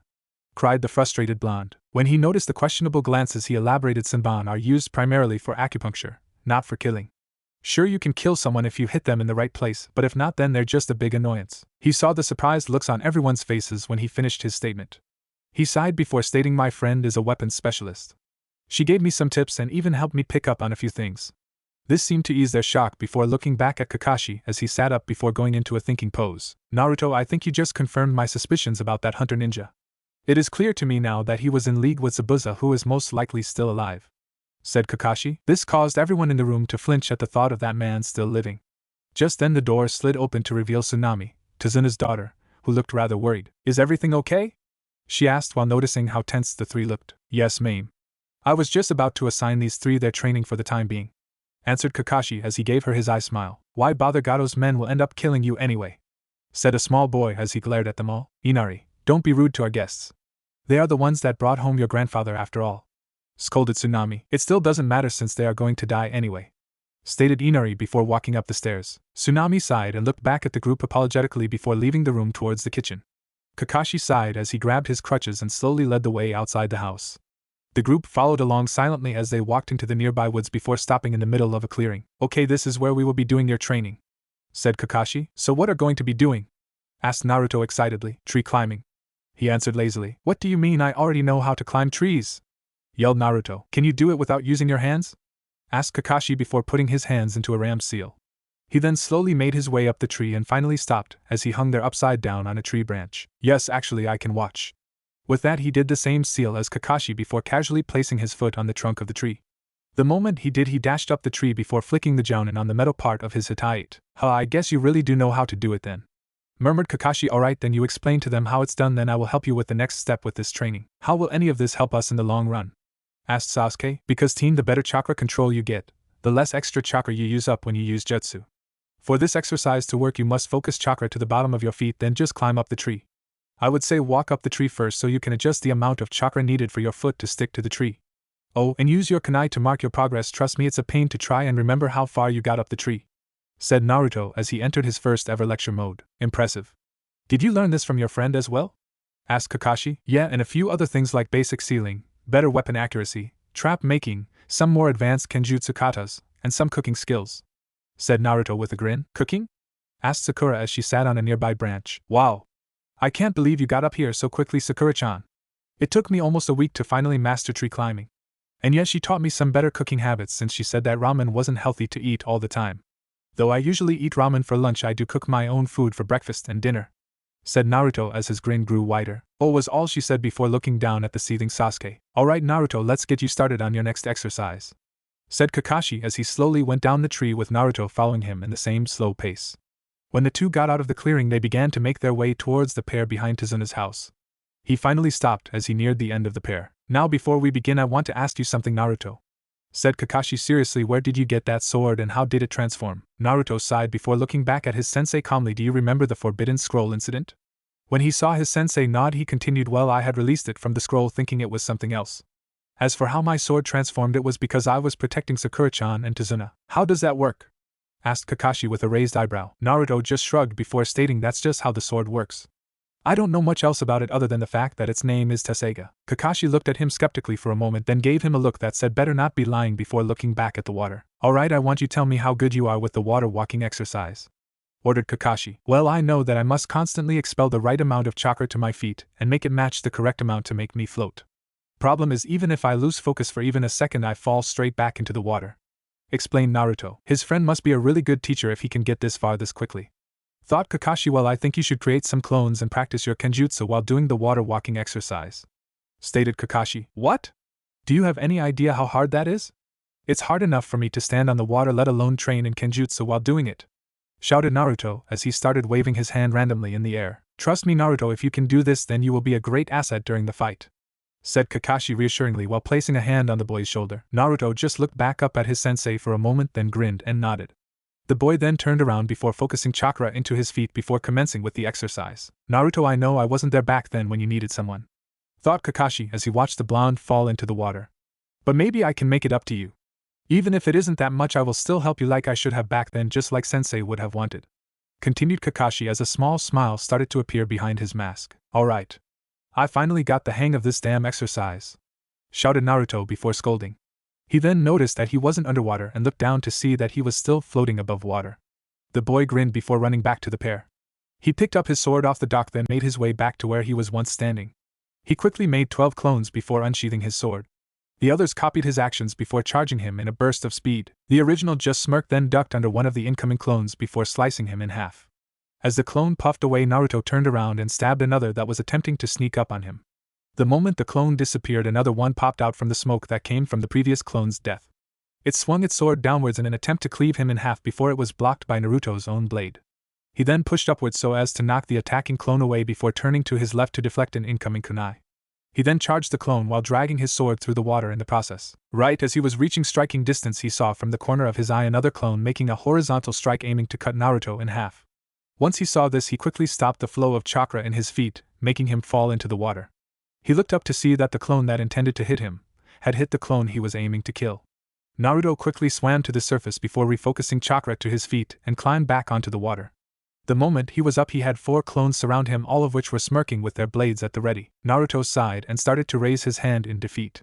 At the last minute, he thought about Tenten and how she would scold him every time he gave up, telling him he could always do better. He let a small smile grace his features at those thoughts. "I would protect her just as she would for me," thought the blonde before feeling a familiar pulsing coming from his sword. Just then a bright light came from the blade before it grew, and a patch of white fur was once again visible to him. Naruto smirked when he saw their shocked faces. Taking advantage of the situation, Naruto quickly did a 360 spin while cutting every clone in half in the process. Only one clone snapped out of it quickly enough to survive the attack before pointing an accusing finger at the original before shouting, "Aichi, why that's cheating. Ninja don't play by the rules, baka," shouted the original before cleaving the poor clone in half. Just as Naruto was getting back into his stance, he noticed that Tsunami was standing on the edge of the pair smiling at him. He dismissed his clones and made his way back to the edge of the pair before asking, "Yes, Tsunami-chan, dinner is ready." "I would have told you earlier, but I didn't want to interrupt your training," answered the woman while still smiling. Naruto just laughed while scratching the back of his head before sheathing his sword, not realizing that the sword had reverted back to normal as he sheathed it. This was how things went for Naruto and his team as they stayed in Wave. Sasuke, who had managed to learn tree climbing in 3 days, was now learning how to walk on water along with Sakura, who had been given the task of watching over the bridge builder while Sasuke did tree climbing. They had also learned about Kaiza, the hero of Wave, as the locals called him. The said man was executed in front of everyone as an example to never fight against Gato. This is what led Inari to believe that nobody could stand against Gato. All this did was make the group train harder than before. Right now, though, the team was sitting down at the table waiting for dinner to be served. Naruto, who had nearly drowned after passing out while training on the water, was resting his head on the table. As he was, Inari was glaring at the boy before an image of Kaiza appeared next to the blonde. Suddenly the boy slammed his hands on the table with tears streaming down his eyes and yelled, "Why do you try so hard? All you're going to do is get yourselves killed by Gato and his men." No matter what glorious claims you make, or how hard you train when facing the strong, the weak will only end up getting killed. This action made everyone at the table look at the boy in surprise. The blonde scoffed before replying, whatever kid, I'm not like you. I'd hate to be like you. You don't know anything about this country, yet you're all being so nosy about it. What the hell do you know about me anyway? I'm different from you. You're always clowning around and acting so cheerful. You don't know how hard life can be, shouted Inari as more tears started to pour down his face. Now if there was one thing that Sasuke and Sakura knew about the blonde, it was that he was very touchy around this subject. It happened once, and that was enough for everyone to stay weary of entering this topic with the blonde. It happened when a student in the academy had made fun of him because he had no parents or friends, along with the fact that most of the older people hated him. That kid had left the same day with 2 broken legs, 3 busted ribs, a fractured right arm, 2 black eyes, a busted lip, and a severed head trauma. Needless to say, after that nobody ever made fun of him for not having family or friends. The academy even tried to expel him, only to fail when the Hokage stated that boy was harassing Naruto with his endless taunting. Everyone knew it was a lie, but they were just too scared at the time to say anything. Naruto looked up at the crying boy and glared at him, while releasing some killing intent in the process. You think you have it bad, kid? Asked Naruto with a slight chuckle. Kid, let me ask you something. Do you have a mother? Do you have to pay triple for almost everything, even when they are the most outdated things on the market? Do you have people that love you more than anything in this world? When the boy didn't answer, he yelled, answer me. Why yes, muttered a now terrified Inari. Exactly. You have a mother who loves you, a grandfather that is risking his life to build a bridge to save this country, and what are you doing? You're sitting in your room crying over a dead man and doing nothing to contribute to your family. So don't you dare tell me your life is bad, because there are always people out there who have it worse than you do. So you go back to your room and cry all you want, because I will not let some little brat say he has it bad when he really doesn't, said Naruto before grabbing his sword and walking outside while slamming the door behind him. Nobody spoke for several minutes before finally Tazuna looked at Kakashi before asking, is his life that bad? Kakashi slumped his shoulders before answering, unfortunately yes, it is. He never knew either of his parents, and didn't have a single friend growing up. A lot has happened to him while he was still young, but I don't want to tell you since it's not my business to share with you. All I can tell you is that you should never bring that topic up unless he wants to talk about it. Out in the woods, the stars look great tonight, said the blonde as he looked up at the night sky. Another thing that most people didn't know was that Naruto always loved looking up at the sky. It was one of the few things he could do without someone getting angry at him for doing it. Now though, he just didn't have the same feeling for it that he usually does. Stupid brat, said Naruto as he gripped the Tasuga tighter. He didn't hate the boy for what he said. If anything, he felt sorry for the boy. But the boy had brought back some rather painful memories. He sighed again as he gazed back up at the night sky from his position on the grass before closing his eyes and let sleep take him. Dream world. Cold, that was what he was feeling at the moment. He cracked his eyes open only to see an endless darkness and pipes. He blinked a few times before noticing that he was laying in cold water. Naruto slowly got back to his feet and saw that he was apparently in a sewer of some sort. If you can hear this, please then understand that my life is now in the palm of your hand, said a familiar voice. Naruto glanced around and saw that there were several corridors scattered around the area. Just as he was about to go into one of the corridors, he heard the voice speak again. My sadness will only continue to grow, as long as you leave me behind in your shadow, continued the voice. That way, thought Naruto as he rushed towards the voice. As he ran, he noticed that the further he ran, the more the darker it got. I can never be what all of you see. The only thing I can truly be is me, said the voice that sounded very feminine to Naruto. Why does this sound so familiar? Thought Naruto as he stopped at another set of corridors. Even that is not real in this lifetime, but what could you expect in a life like mine? Said the now obviously feminine voice. The blonde didn't even wait for her to finish before running to the corridor where the voice was coming from. He saw that he was nearing the end of the corridor and ran faster than before. When he reached the end of the corridor, he stopped dead in his tracks, fell on his knees at what he saw. So all I have to say is don't forget what this smile means and what lies behind it, said the voice from behind the cage. That wasn't what shocked him to the core. It was the sight of him being held up by chains smiling straight at him.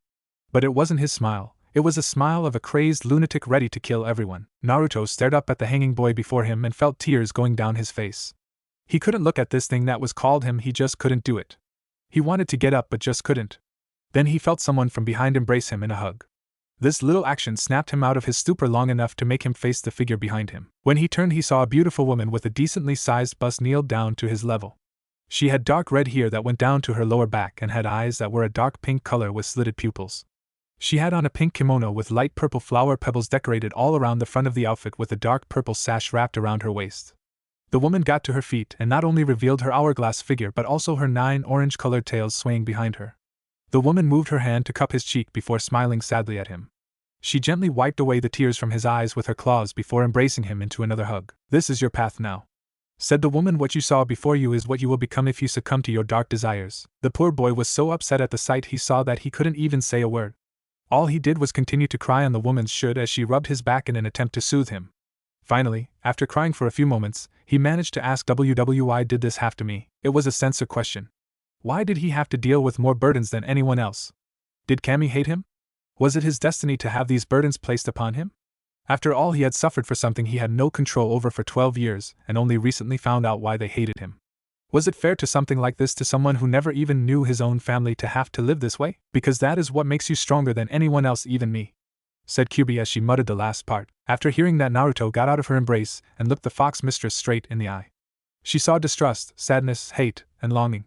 At first she believed that the boy was useless and was not worth any of her time. But as she watched his life go on, she realized that she had started feeling something she hadn't felt in centuries: guilt. It was such a foreign emotion that she ended up crying at some nights when Naruto was beaten or was alone. It just hurt her too much to watch a child struggle and do little to nothing to help him. She was surprised to see him move his finger over to her face before wiping away a lone tear falling down her face. He smiled sadly at her before saying in a reassuring tone, "Don't cry, I don't deserve it." As he said that, his form began to fade away into the air and making him look as though he was never there, like a mirage. Before he left, however, she did something he would never forget. She kissed him on the lips before he disappeared into nothingness. "Do you think it was wise to bring him here so soon?" asked Taisho as he came out of the shadows. Kyubi smiled sadly before looking back up at the mad-looking Naruto, who was still smiling at them. It was the only way he would understand. "If I had not brought him here and shown him this, he would accidentally cause harm on that village," she answered solemnly. Taisho nodded before walking over to the fox mistress and gently grasped her shoulder.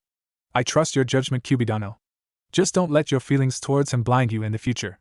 Whatever he decides to do is his choice now, and no one else's." Kyubi nodded before wiping away a few more stray tears and made her way to her cage, where there lay only 3 things. A decently sized bed, barely enough room for 2, a small dresser, and a picture. She grabbed the picture before hugging it close to her body as she could before getting into bed.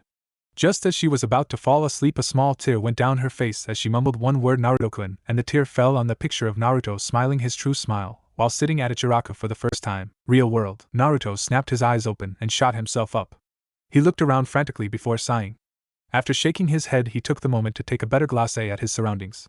It didn't take long for him to realize that he was still in the clearing he fell asleep at. He climbed back to his feet and was about to walk back to the house until he heard the sound of a woman screaming. "Shit," thought the blonde before speeding off towards the house. When he arrived, he saw the sight of Inari charging the 2 samurai that had Tsunami tied up behind them. Thinking quickly, rushed over and Kawarimi Inari with a log as he went and got Tsunami out of harm's way. The 2 samurai smirked as they killed what they thought was Inari. When they realized that they didn't hit their target, they turned to see Naruto untying Tsunami calmly while Inari looked shocked to still be alive. This made both men furious and without thinking charged the blonde. As they got closer to their target, they found that the blonde was now smirking. Before they could even question this, they were hit in the back of the neck with a very blunt object which caused them to pass out. Naruto smiled as he did his job before looking down at Inari. "Good job, Inari. If you didn't distract them, I would have never gotten your mother to safety," said Naruto while ruffling the young boy's hair. "Remember, heroes always show up at the last minute." The boy didn't say anything for a moment, then he began to grin at the orange-clad ninja. Naruto grinned back before looking in the direction of the bridge. If these goons are attacking this place, then that means that Zabuza decided to attack today. "Damn it, I got to get going," thought Naruto. He turned back to Inari before saying, "Tie these 2 up and stay here, okay?" When he saw the boy nod, he raced off again while praying that his team was alright. At the bridge, when Kakashi and the rest arrived at the bridge, they found most of the workers injured. Just then a thick mist began to cover the bridge until almost nothing was visible. That was when they heard someone laughing in the mist. "Zabuza," said Kakashi as he prepared to lift his Itaite. "Hello there, Kakashi. I see you're missing a brat." "It doesn't matter since I'll kill him after I finish you 3 off," stated Zabuza from the mist. "That's coming from someone hiding in a mist," muttered Sasuke. That was when they found that they were surrounded by Mizu Bunshins of Zabuza. Sasuke smirked and dashed off, killing all the clones that surrounded them. "He's fast. Looks like you might have a rival in speed, Haku," said Zabuza as the hunter Nin came into view. "That may be indeed, Zabuza-sama," said Haku impassively. "I got that one, Kakashi-sensei," said Sasuke as he pulled out a fresh kunai. "Fine then, I will handle Zabuza. Sakura, I want you to guard Tazuna and don't let anyone get close," ordered Kakashi. "Hi," replied Sakura. With that, Sasuke sped off and went to cut the boy's neck, which the hunter Nin blocked with one of his saban. He pushed the boy's kunai away before attempting to hit the pressure point in the Uchiha's arm. The said Uchiha ducked under the boy's attack and did a sweep kick, hoping to knock the masked boy off balance. Haku saw this and jumped over the kick and threw the senbon he was holding at his opponent. Sasuke simply rolled to the side, avoiding the projectile before striking the off-guard opponent, only to clash with his senbon again. "It seems I have you trapped," said Haku calmly. "How do you figure that?" asked Sasuke. "For one, we are surrounded by water that was made by those clones you killed. Two is that you have one of your hands occupied. I, on the other hand," stated the boy as he started to do seals with his free hand. Just then he stomped on the ground, kicking up some water before it turned into several sharp icicles floating in the air. "Sensatsu Seisho," announced Haku before jumping away to safety. When he finally skidded to a stop, he saw that the boy was no longer there, and was shocked when he felt Sasuke behind him. Sasuke made an attempt to strike the enemy, only for the attack to be blocked again. Expecting this, he threw the kunai in his other hand, forcing the boy to duck, only to receive a kick to the face by Sasuke. "Impressive, you taught him pretty well," commented Zabuza as Haku got back to his feet. "Haku, I think it's time to stop playing and start getting serious." The boy nodded before forming a seal. A few moments later, mirrors started to appear all around Sasuke. The said boy was so confused that he didn't even notice that Haku had entered one of the mirrors until he saw that all the mirrors had Haku's reflection scattered around him. Haku raised a senbon before throwing it at Sasuke. Soon after, two more were thrown before a barrage of senbon were being thrown at the Uchiha. "Sasuke!" shouted Kakashi as he tried to approach the dome of mirrors, only to dodge swing that was aimed at him from Zabuza. "Sorry, Kakashi, but I won't let you interrupt their battle. Though I could let you go, that would leave the old man and the girl completely open for attack," stated Zabuza as he began to chuckle. Just then a kunai came flying towards the dome of mirrors, only to be caught by the masked boy. Where did this dash? Haku's thoughts were interrupted as an orange blur flew past him and making a shallow cut in his mask. Everyone turned to see Naruto standing in the middle of the dome with his blade unsheathed and glaring at the masked boy. "D-dobe?" asked Sasuke as he tried to move without hurting himself further. Naruto turned to face his rival before gritting his teeth in anger. Sasuke looked like he just went through a hellhole and back. Forgetting Haku for a moment, he kneeled down and started pulling out senbon. "How honorable," said Haku as he returned to his mirrors. He then brought out a few senbon and tossed them at the two boys. Both screamed in pain at the sharp projectiles that were piercing their skin. "What were you thinking?" hissed Sasuke as he tried to get to his feet again. "I was trying to get you out of here." "I guess that cut wasn't deep enough," said Naruto. The two boys glanced around the dome for any weak spots. Finding none, Sasuke went through a few seals before inhaling Katon Gokaku no Jutsu. A second later, a giant fireball was brought forth, hitting the mirrors dead on. After the fire cleared, it revealed as though nothing had changed. "It will take more than a weak Katon Jutsu to melt these mirrors," stated Haku as he prepared to throw more senbon at him. Just when he was about to, a giant fawn came towards the mirror he was in. Speeding off into another mirror, he barely managed to avoid the giant blade that shattered his mirror, as thought it was nothing. Turning his attention to Blonde, who was now holding a giant fang in his hand, he threw several senbon at him, only for them to bounce harmlessly off his blade, which he was using as a shield. Though he was still hit, the blade took the majority of the damage. Haku was about to throw more at the orange-clad boy, only to be forced to dodge a fireball that was heading in his direction. Now he was getting irritated with them. He sent another barrage at them, only to see that both had their own way to block his attack. Naruto was blocking with his sword and Sasuke was using a senbon to deflect the others coming at him. "If I don't end this quickly, I will run out of chakra before I can beat them," thought Haku as he studied his opponents. That was when he noticed that Sasuke's eyes were not the same. He unlocked his bloodline. It's not completed yet, but I can still see his movements clearer than I did before," thought Sasuke as he watched Haku closely. Haku was now thinking a mile a minute. He knew that he couldn't keep up his jutsu for much longer, and with Sasuke unlocking his bloodline, it only made things harder to do. He looked over at Naruto, who was panting while gripping his arm. Apparently he had hit a pressure point in the boy's arm, making it either numb or useless. "That's it," thought Haku as he dashed towards the blonde while throwing senbon as he sped forward. Sasuke saw this and rushed to stop the attack. A few seconds later, the only thing that was heard was a body hitting the ground and something piercing skin. Naruto looked over to his right to see Haku motionless on the ground. "You did it, Sasuke," said Naruto as he turned to face his comrade. The moment he did, he saw that Sasuke looked just about dead. When Sasuke turned to face him, he saw that his eyes looked glazed and had blood coming from his mouth. "You look like a real baka right now," said Sasuke as he looked back at his teammate. "Sasuke, you," stammered the blonde before finally yelling, "I didn't ask you to save me." All this did was make the Uchiha chuckle before saying, "I don't even know why I saved your worthless hide. My body just moved on its own." A few seconds after he finished, he felt himself lose balance and fall backwards, only to be bought by his blonde teammate. "I don't want to die here. I need to complete my dream and kill that man," said Sasuke as he looked up at his teammate. He began to close his eyes before saying only 3 words, "Don't die, Naruto." Before closing his eyes completely, Naruto sat there holding the body of his teammate. He didn't even bother to look at the masked hunter Nin as he got back to his feet. "I failed," thought Naruto as he held Sasuke's body tighter. I failed to protect my friend. I might have hated him, but he was still my friend. He was a true shinobi, to risk his life for the sake of his comrade. Commented Haku as he entered his mirrors again. Be Silent said something that sounded like Naruto and someone else, inside Naruto's mind. Do you really think this is the right thing to do? Asked Kyubi. Taisho nodded before walking over to a light blue flame. He placed his hand over top of it until it started to turn white. He gestured her over to do the same and hesitantly did so. She placed her hand over top the white flame and focused a small bit of her yokai into the flame. Almost instantly the white flame turned into a light orange color. When the procedure was complete, she turned to the fellow demon and asked why now.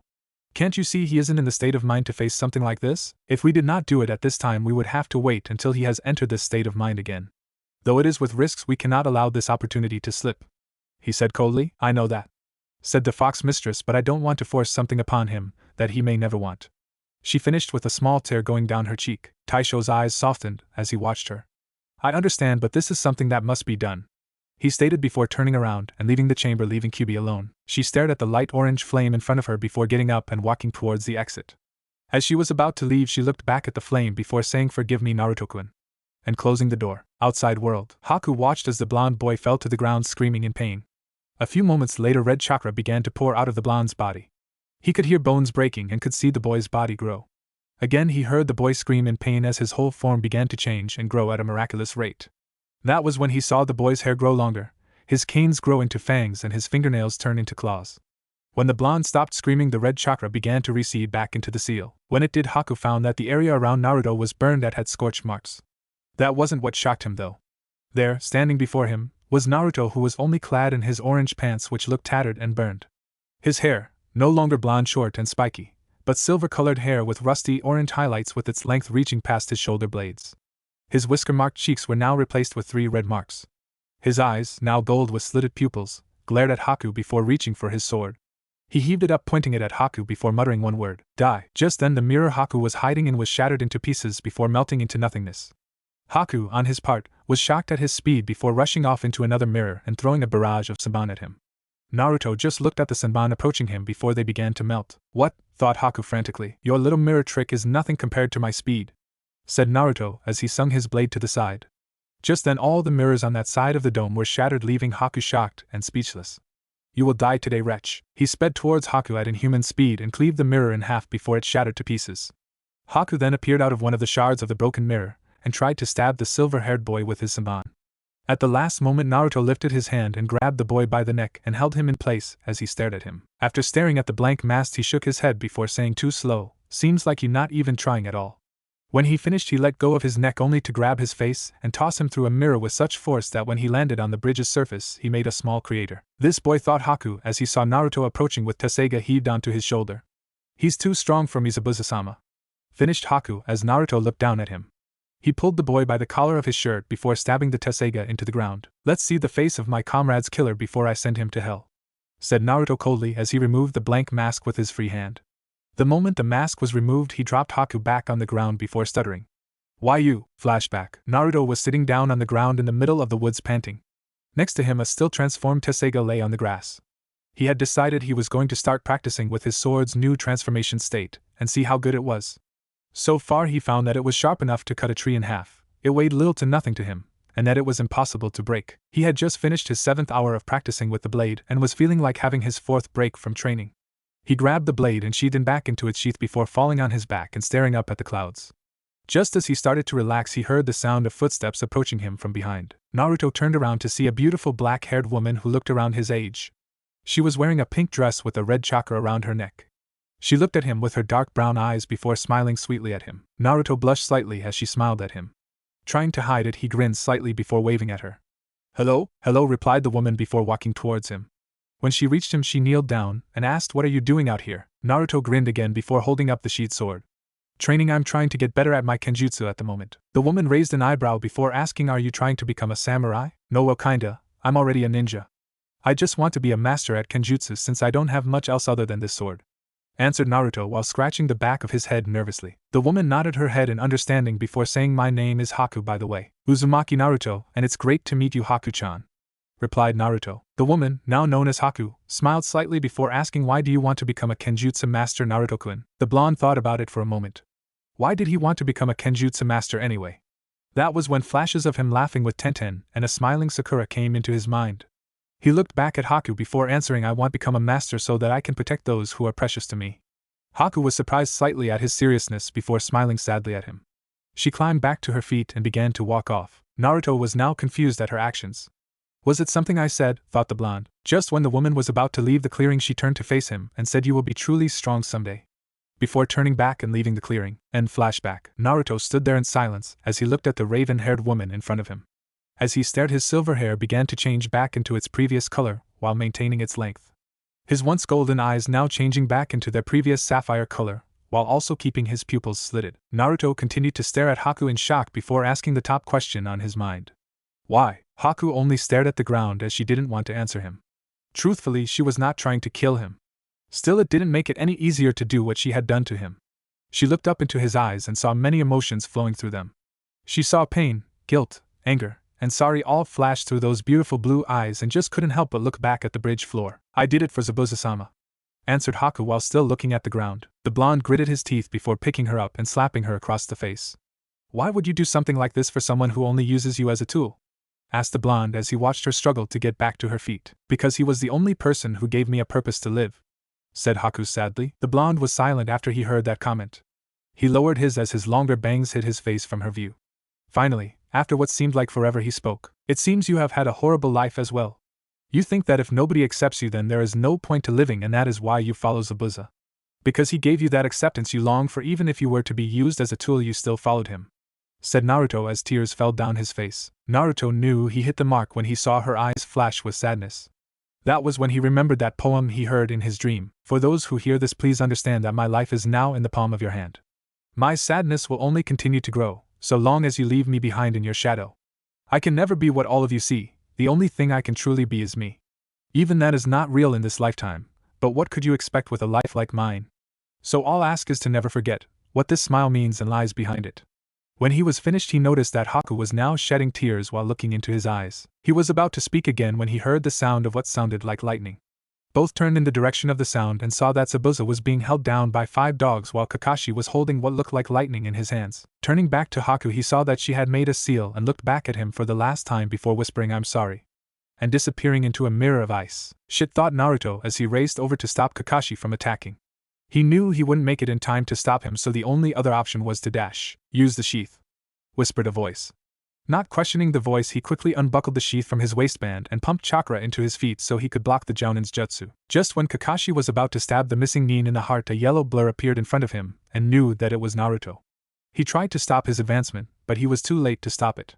He watched as the blonde boy raised the sheath of his sword and was shocked when it began to glow before the Raikiri had stuck it. He was shocked to note that the sheath was actually blocking the attack, and what was more surprising was that it was actually pushing the Jounin back. A few seconds later, the attack had faded, leaving Kakashi's palm touching the sheath of his student's blade. Before anyone could say anything, a loud tapping noise could be heard throughout the area. When even one turned, they saw a stubby little man standing at the end of bridge with a black business suit on, red sunglasses, a cane, and one arm in a cast. Behind him stood hundreds of bandits armed to the teeth with weapons, all smiling smugly at the group of ninjas before them. Some demon, you couldn't even get rid of a few brats and an old man, sneered the businessman. Gato, what are you doing here? Asked Zabuza while glaring at the short man. Well, you see, Zabuza, hiring ninja is just too expensive for my tastes. So I figured I would just wait till you all were worn out, then come finish the job, stated Gato before look at Haku, and it looks like me and the other get to have a little fun with the bitch after all. Finished Gato as he and some of the other bandits started to snicker. Little bastard, snarled Naruto. Kakashi, it seems as though I'm fired, so that means we're not enemies any longer, said Zabuza. Hi, replied Kakashi as the dogs let go of Zabuza and puffed away. Little fucking bastard, shouted Naruto as his hair turned silver and his eyes turned gold again. Zabuza and Kakashi were staring wide-eyed at Naruto, who was now radiating killing intent at the stubby little man.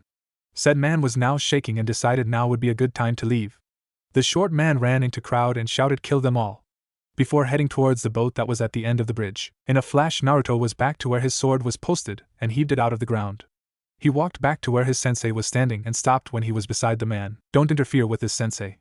I want to kill that man myself, said Naruto as he stared at the crowd of bandits. Is that really? Kakashi was cut off by Naruto, who had held out his finger.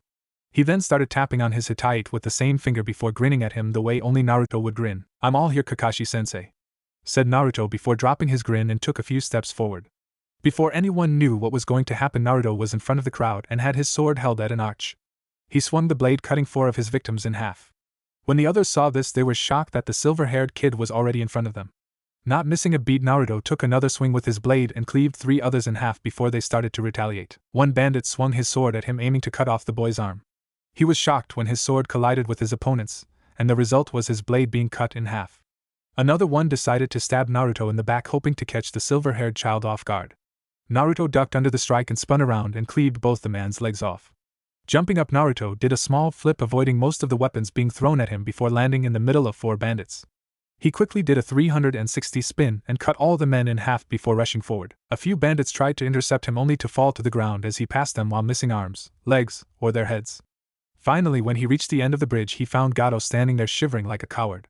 Naruto approached him slowly, like a fox does when it has cornered its prey. The man was now desperately trying to find a way out of the situation. "Wait, I can offer you money, women, anything you want.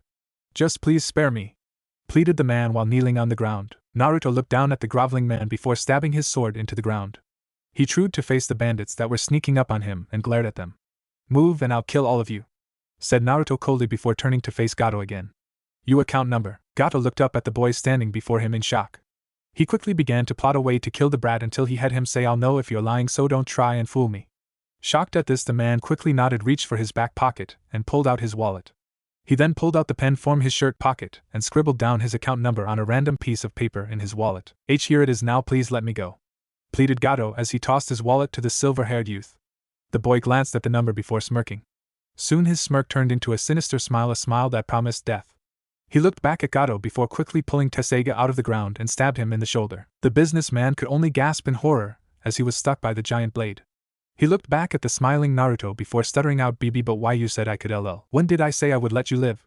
asked Naruto as he lifted his blade up while Gato slid down it painfully. "Now it's time to die, you little vermin," shouted Naruto before swinging his blade upwards, forcing Gato to fling off it and start falling towards water below. Just as his body was passing Naruto, he saw a blade come towards him before he was cleaved in half, spraying his blood all over Naruto's body. Naruto's smile never faded as he watched Gato's 2 halves fall towards the water before he turned to face the crowd of bandits all over the bridge. Giving them a glare, they made a small path for him to pass, and soon enough he was only 2 feet away from his team. Haku was staring at him wide, as well as Kakashi and Tazuna.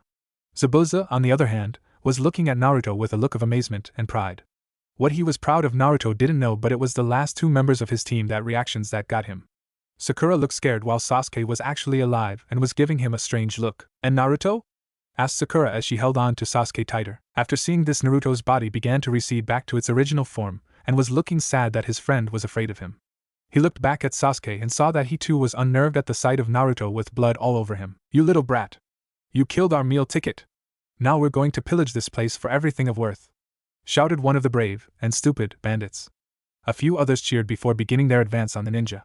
Just as they were about to start their riot, a lone arrow was embedded into the ground right in front of them.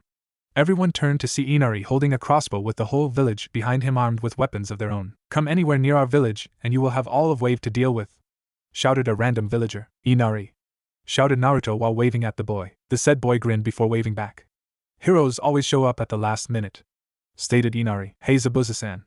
The said man looked over to Naruto. "Ready to show these bastards why you're called Demon of the Mist?" asked Naruto as he heaved Tessega onto his shoulder. The said man raised an eyebrow at this before chuckling slightly. "I'm beginning to like you, kid," stated Zabuza before heaving his own blade onto his shoulder. Kakashi sighed, saying, "Well, if that's the case, I might as well help out a little bit."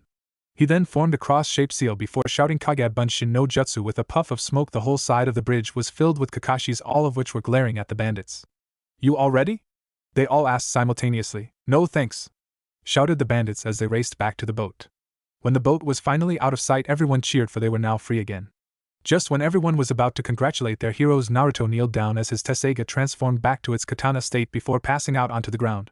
The last thing he heard was sound of his name being called before his whole world went black. Naruto moaned as he started waking up from his blackout. He cracked an eye open to see that he was in one of the guest rooms in Tazuna's home. Naruto attempted to get out of bed only to hiss in pain as he realized that his leg was asleep. Cursing lightly, he grabbed his leg and was about to smash it into the floor when he noticed something. Huh! Looking over his hand, he found that his fingernails were now sharper and thicker than normal. "What the hell is this?" wondered the blonde. Just then he heard the sound of footsteps approaching. As they came closer, he could hear them become louder than ever, and pretty soon it was like a stampede was coming through the house. Finally the footsteps stopped, and the door slid open to reveal Team 7 along with Zabuza and Haku behind them. "Looks like the brat's finally awake," said Zabuza from the back. "Are you okay, Naruto?"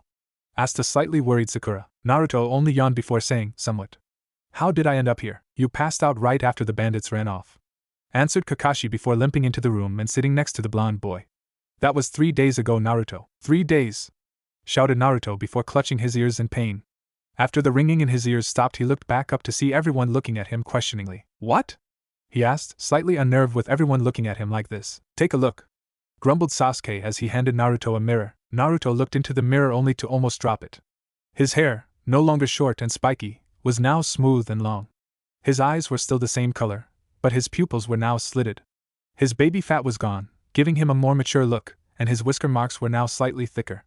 The last thing he noted with his new facial features was that his canines were now sharper. They were all but fangs. "What happened to me?" asked the blonde. "That is what we would like to know, Naruto," Kakashi replied, as he looked at the blonde sternly. "I don't know what happened either, sensei. Really, I'm just as shocked as you are. It happened during battle, so could it be a bloodline?" asked Haku.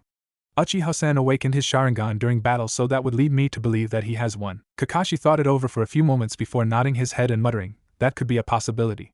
Of course, he knew that the boy didn't have a bloodline due to the fact that he knew both of Naruto's parents. The only reason he said that was so that Naruto's secret could be kept hidden while still allowing him to use Kyuubi's power without causing suspicion. "So what? You grew your hair out, and it turns silver when you're angry, big deal," Sasuke said with a smug grin. Naruto glared over at the boy before growling out, "Watch it, Sasuke. Just because you're injured doesn't mean I will not hurt you." Sasuke smirked before flaring his Sharingan at him, showing the 2 tomo in each eye. "Try it, Dobe." Naruto growled again before throwing off the covers and standing up. He walked over to the smirking Uchiha and grabbed him by the collar. "Don't test me, Sasuke," he growled. "That's enough, you two," shouted Kakashi as he got back to his feet. The two boys glared at each other for a moment until Naruto let go of Sasuke's collar before scoffing. Kakashi sighed before looking over at the blonde. He could tell that he was now taller than Sasuke by about 2 inches and that he had developed more muscle than before. "Oh yeah, I forgot," said Kakashi out of the blue. "Naruto, you might want to get some new clothes on. As it stands, all you have on are your pants, which look like they're almost useless." Naruto chucked nervously while Haku and Sakura blushed as they realized that Naruto was shirtless at the moment. He turned to Kakashi with his head down for a moment before mumbling something. "What was that?" asked Kakashi, who was surprised by how the blonde was acting. Usually the blonde was nonchalant and said anything that came to his mind. "I don't have any other clothes," restated the blonde while not looking up at the man. "You mean all you've been wearing is that thing?" asked Sakura while scrunching her nose in disgust. "My bills make it hard for me to afford any good clothing. So all I brought with me were a few white t-shirts. But all of them are a dead giveaway, so they were useless in the first place," he answered dryly. "And the bright orange jumpsuit wasn't?" asked Zabuza with a raised eyebrow. Naruto flinched at that before lowering his gaze to the floor. "The shop owners won't sell me anything else," he answered, with a slight quiver in his voice. Kakashi gave Zabuza a small glare telling him to be quiet. He then looked over to Sakura, who had a puzzled look on her face before seeing her facial expression change to understanding and pity. Next he adjusted his gaze to Sasuke, who looked like he didn't care.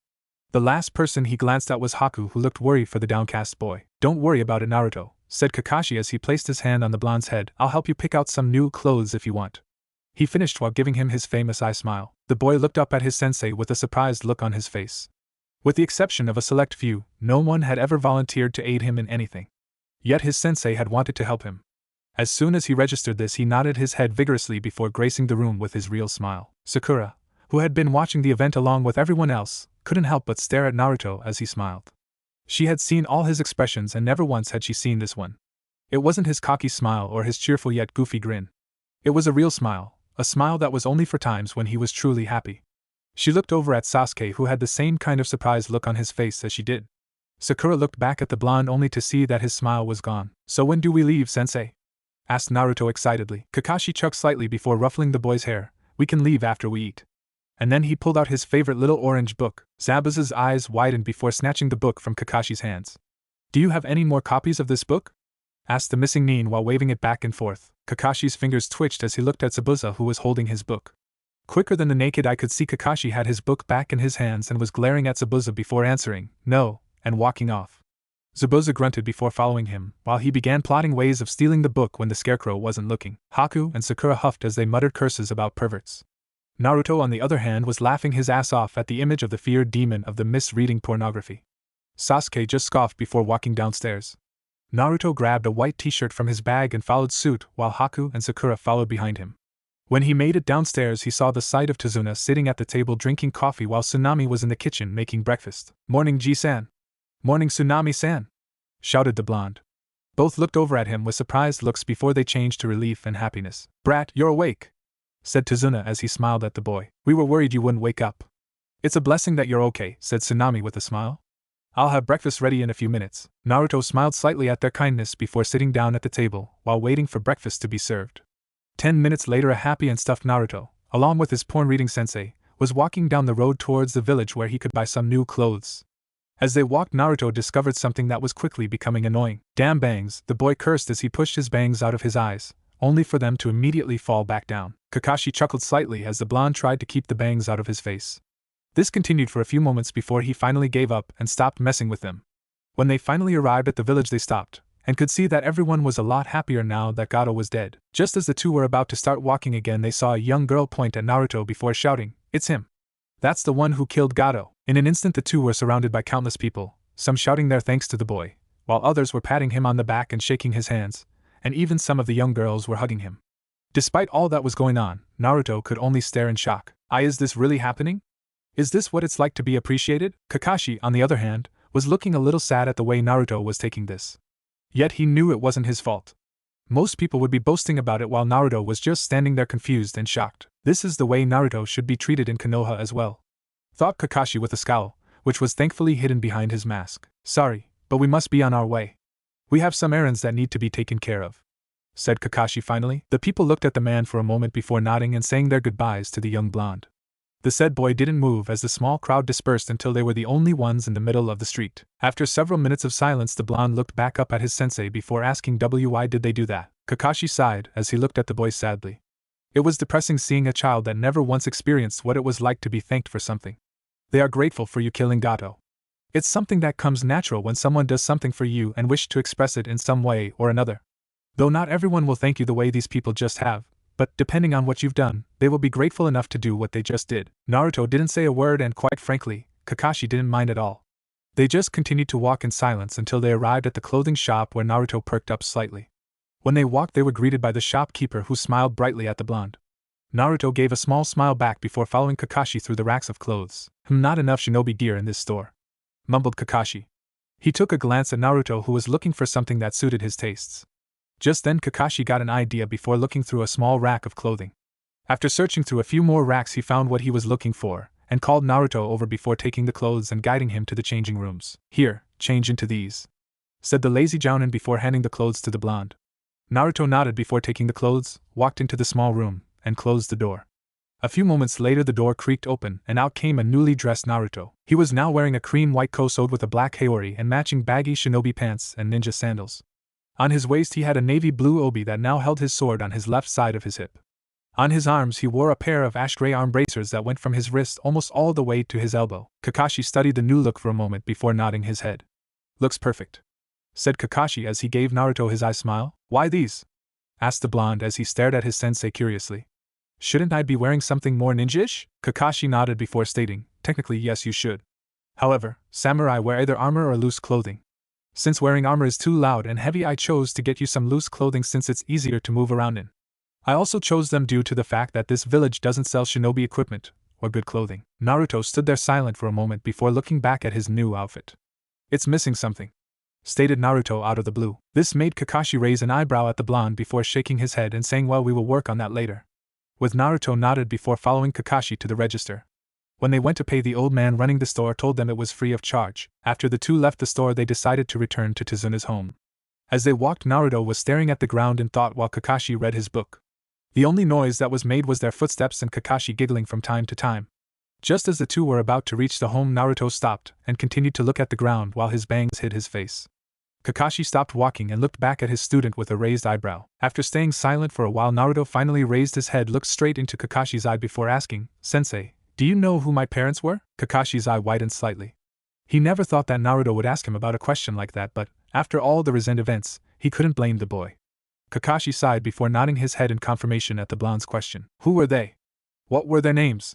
demanded Naruto as he glared at his sensei. "Why the sudden interest?"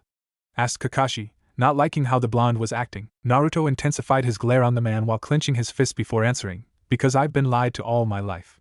I'm inclined to some answers that were kept secret from me, don't you think? Kakashi furrowed his brow at this. He was not happy with Sarutobi's decision about not telling the boy his lineage.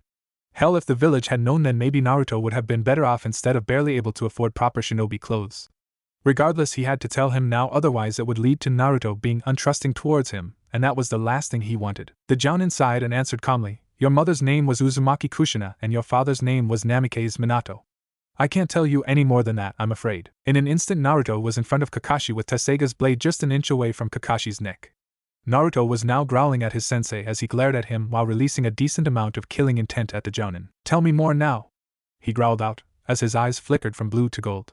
Kakashi just stood there silent, not moving a single muscle as he looked at Naruto with a displeased look in his eye.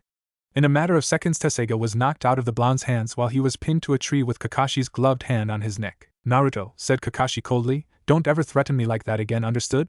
He finished as he sent a small wave of killing intent at the blonde boy. After feeling it, the blonde immediately nodded his head before his throat was let go and he plopped down on the ground. Naruto muttered a silent apology before walking ahead of the Jounin to retrieve his sword.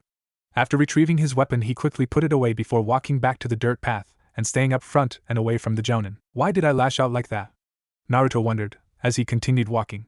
Could this be a part of the new appearance? As his thoughts came to a halt for a moment, he looked back at his sensei, seeing that he was reading his little orange book again. Whatever's going on, I need to keep it under control from now on. Otherwise, I might just hurt someone by accident. Just as he finished his thoughts, he saw Tozuna's house come into view before stopping and waiting for his sensei to catch up.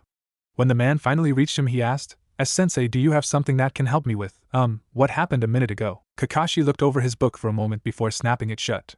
Try meditation. Naruto looked back at the man for a moment before thinking it over.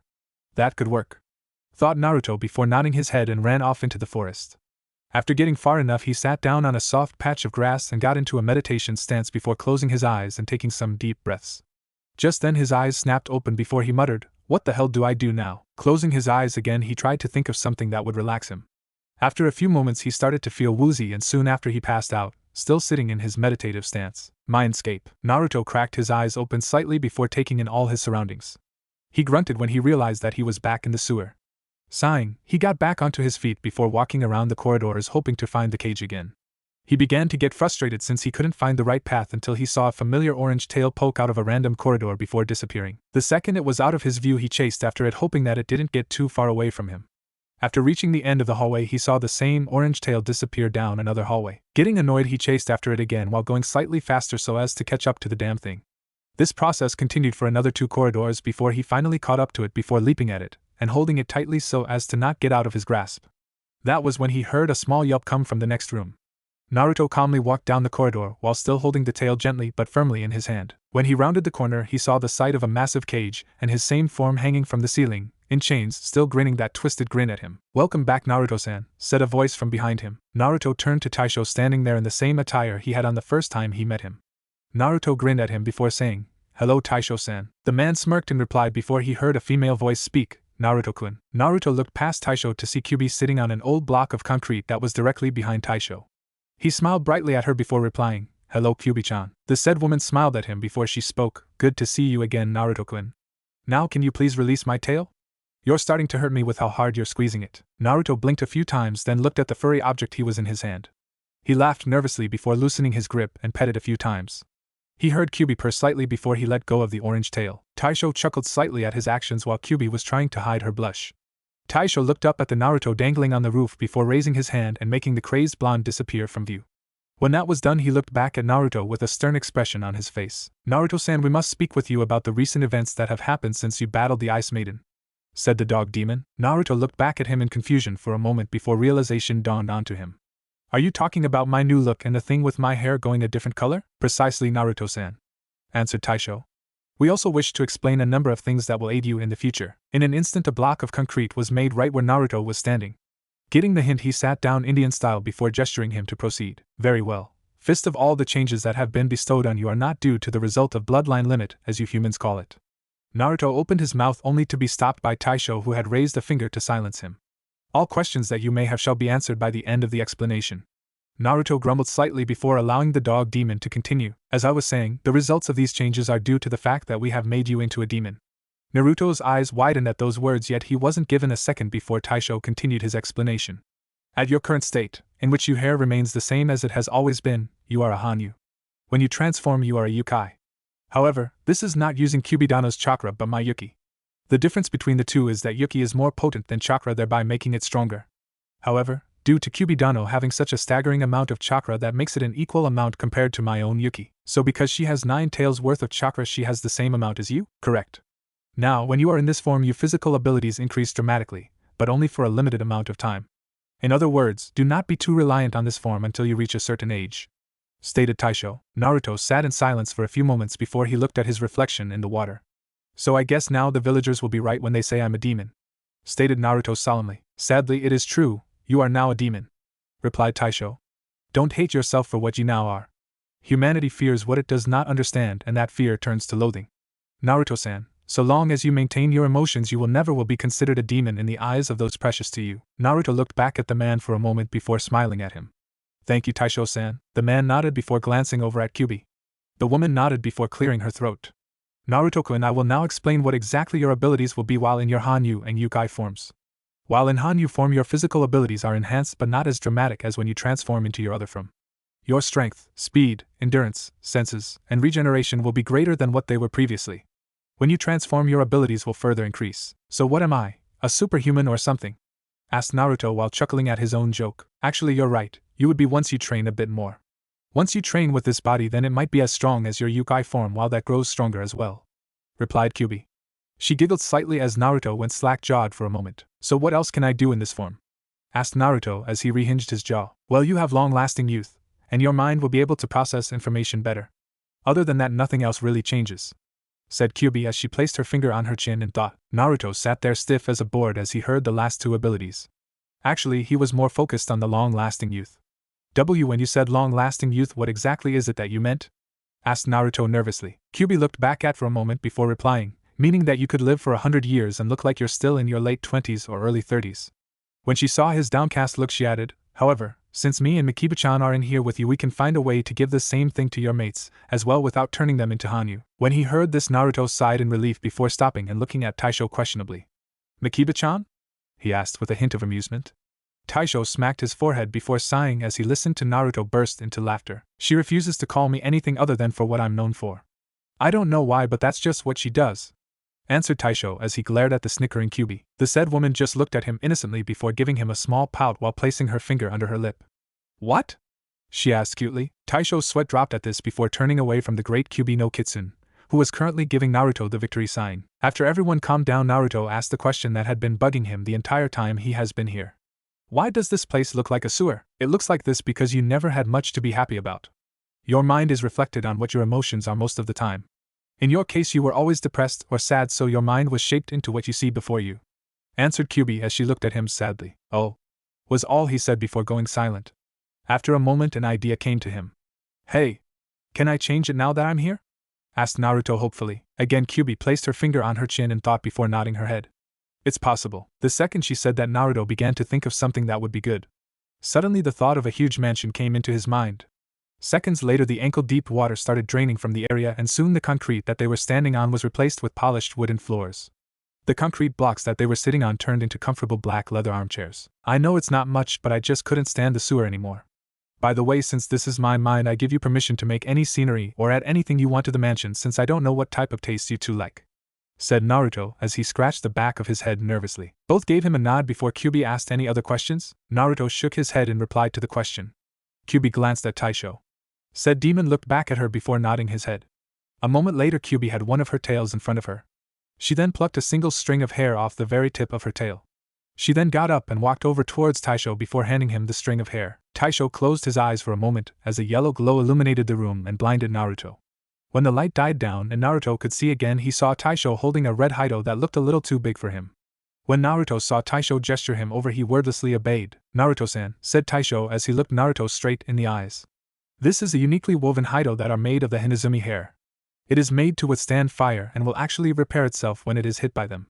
Find use for this and take care of it, since it once belonged to my own son Inuyasha, who wore this through countless battles. Naruto took hold of the Haido before trying it on. Immediately he knew that it was too big for him to be wearing. Naruto scratched the back of his head for a moment before saying, I guess I will have to grow into it, huh? Taisho chuckled slightly before snapping his fingers. A second later the Haido glowed yellow as it started to shift.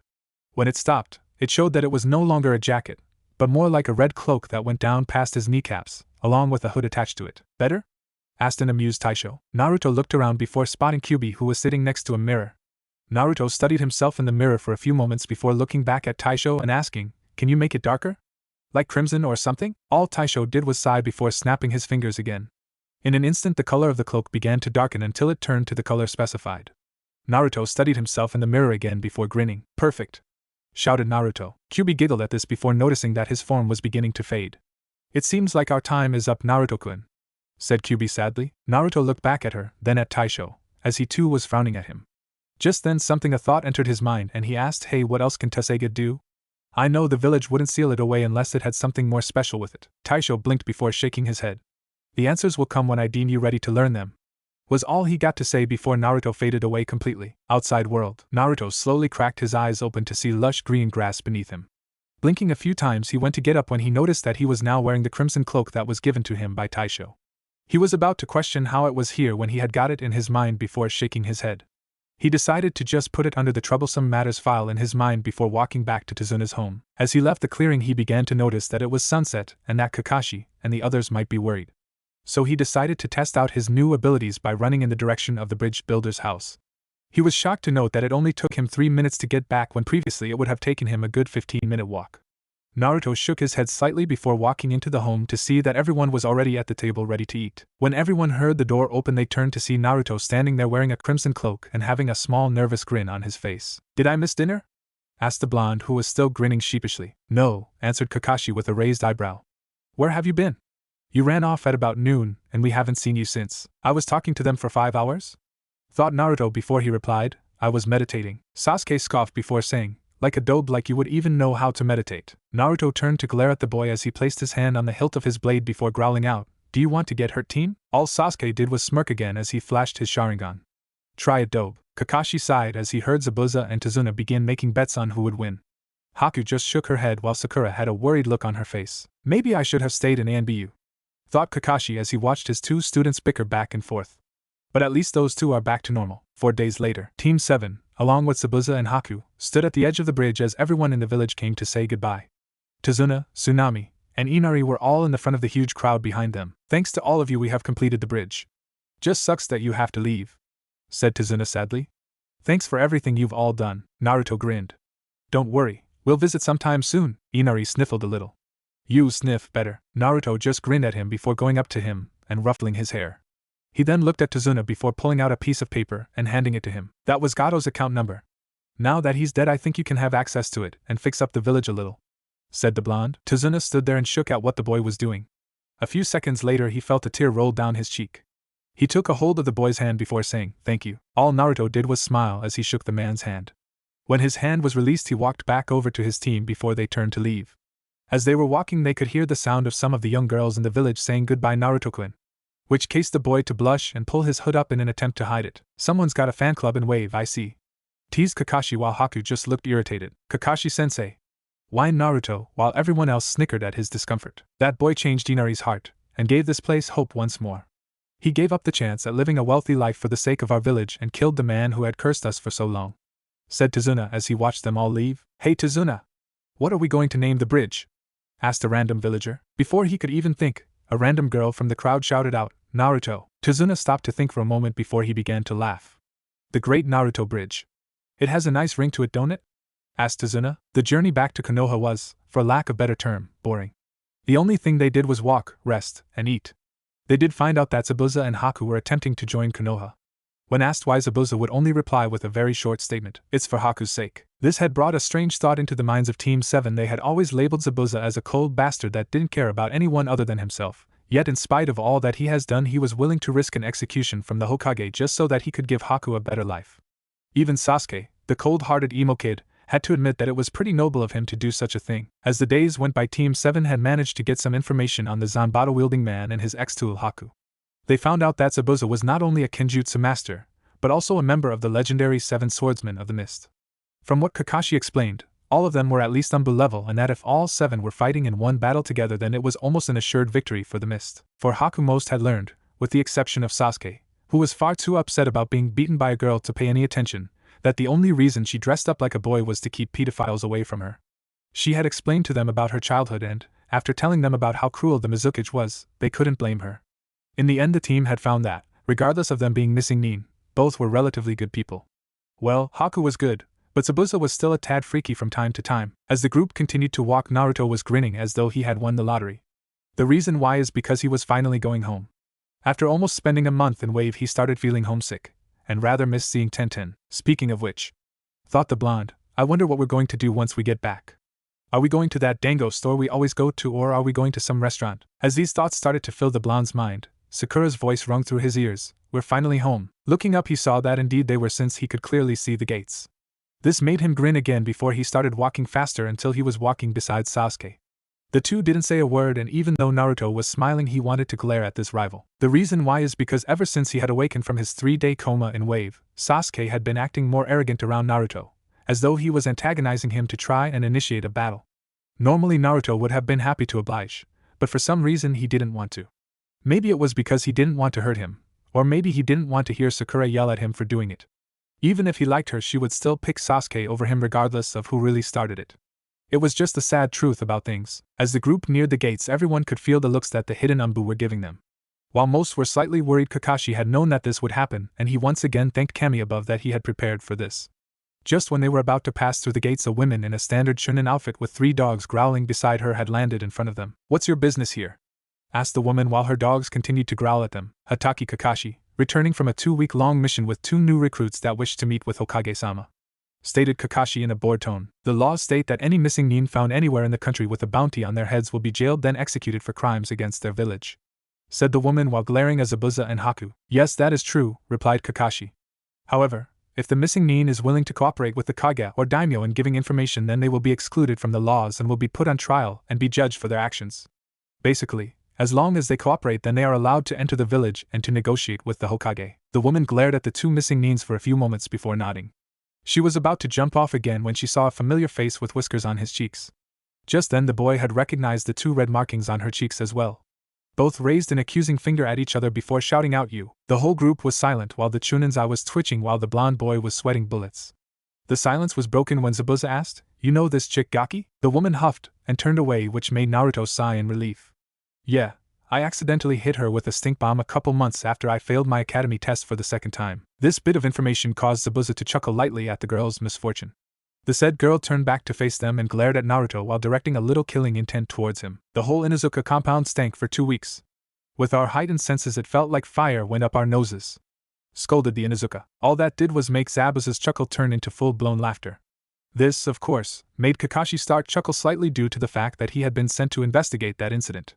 It was priceless to see the expressions on their faces as they came running out of the complex while coving their noses in the process. Oh come on Hana-san, it wasn't that bad, said the boy nervously. The moment he finished that sentence he immediately regretted it, since the girl known as Hana leaped at him in an attempt to strangle him. Said boy quickly slid past her before making a mad dash towards his home, while shouting, I'll see you later guys. Oh no you don't, you little bastard, shouted Hana before proceeding to chase after the blonde-haired youth followed by her dogs. Everyone with the exception of Zabuza, who was still laughing his ass off, sweat dropped at the display before shaking their heads simultaneously. Yup, it was great to be back in Konoha, with Naruto. Naruto panted as he stopped at his apartment door. After being chased for a good 45 minutes he finally managed to give Hana the slip. Sighing he reached into his pocket, pulled out his keys, and unlocked his door. He then walked inside, closed the door, and placed his supply scroll on the kitchen counter before heading towards his bedroom. Damn, she's hard to get around, said the blonde aloud before he entered his bedroom. Now there were many things that had surprised the blonde in the past that made him almost immune to most strange things. However, the sight of 3 dogs sitting on his bed looking at him while wagging their tails was something that was very strange to walk in on. What the hell? Questioned the boy. Just then his face turned from confused to horrified, before asking aloud, Is Hana here? To his disbelief the dogs shook their heads in response to his question. This made Naruto raise his brow until he sighed. Alright, I'm one of you, bark if you can understand me. Bark, good enough, said the blonde before walking over and petting them. Now I got things to do, so I'm going to need you to leave. In response to this, all 3 of the dogs whined loudly before walking over to his broken window and jumping out.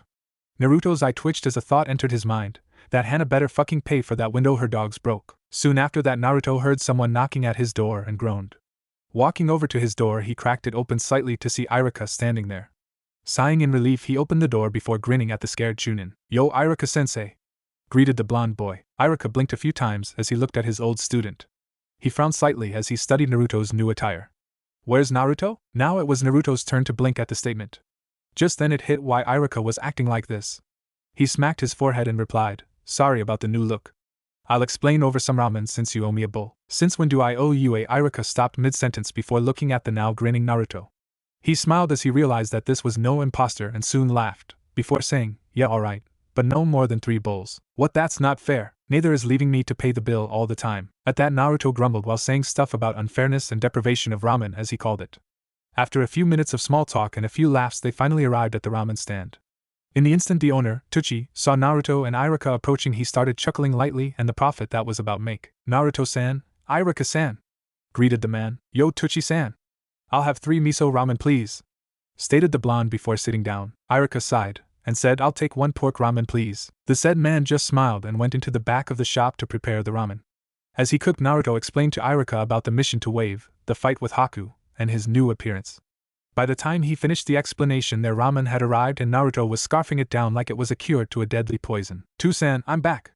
shouted a female voice. The voice in question was the owner's daughter, Ayam, who helped Tucci run the stand. Ayam-chan, we have an old customer back," said Tucci. She looked at her father curiously and turned to look at the 2 customers sitting down. One was the familiar scared face of Irika, while the other was a boy with long blonde hair wearing a dark red cloak. She tried to see his face only to have her vision obscured by the blonde's long bangs blocking his face.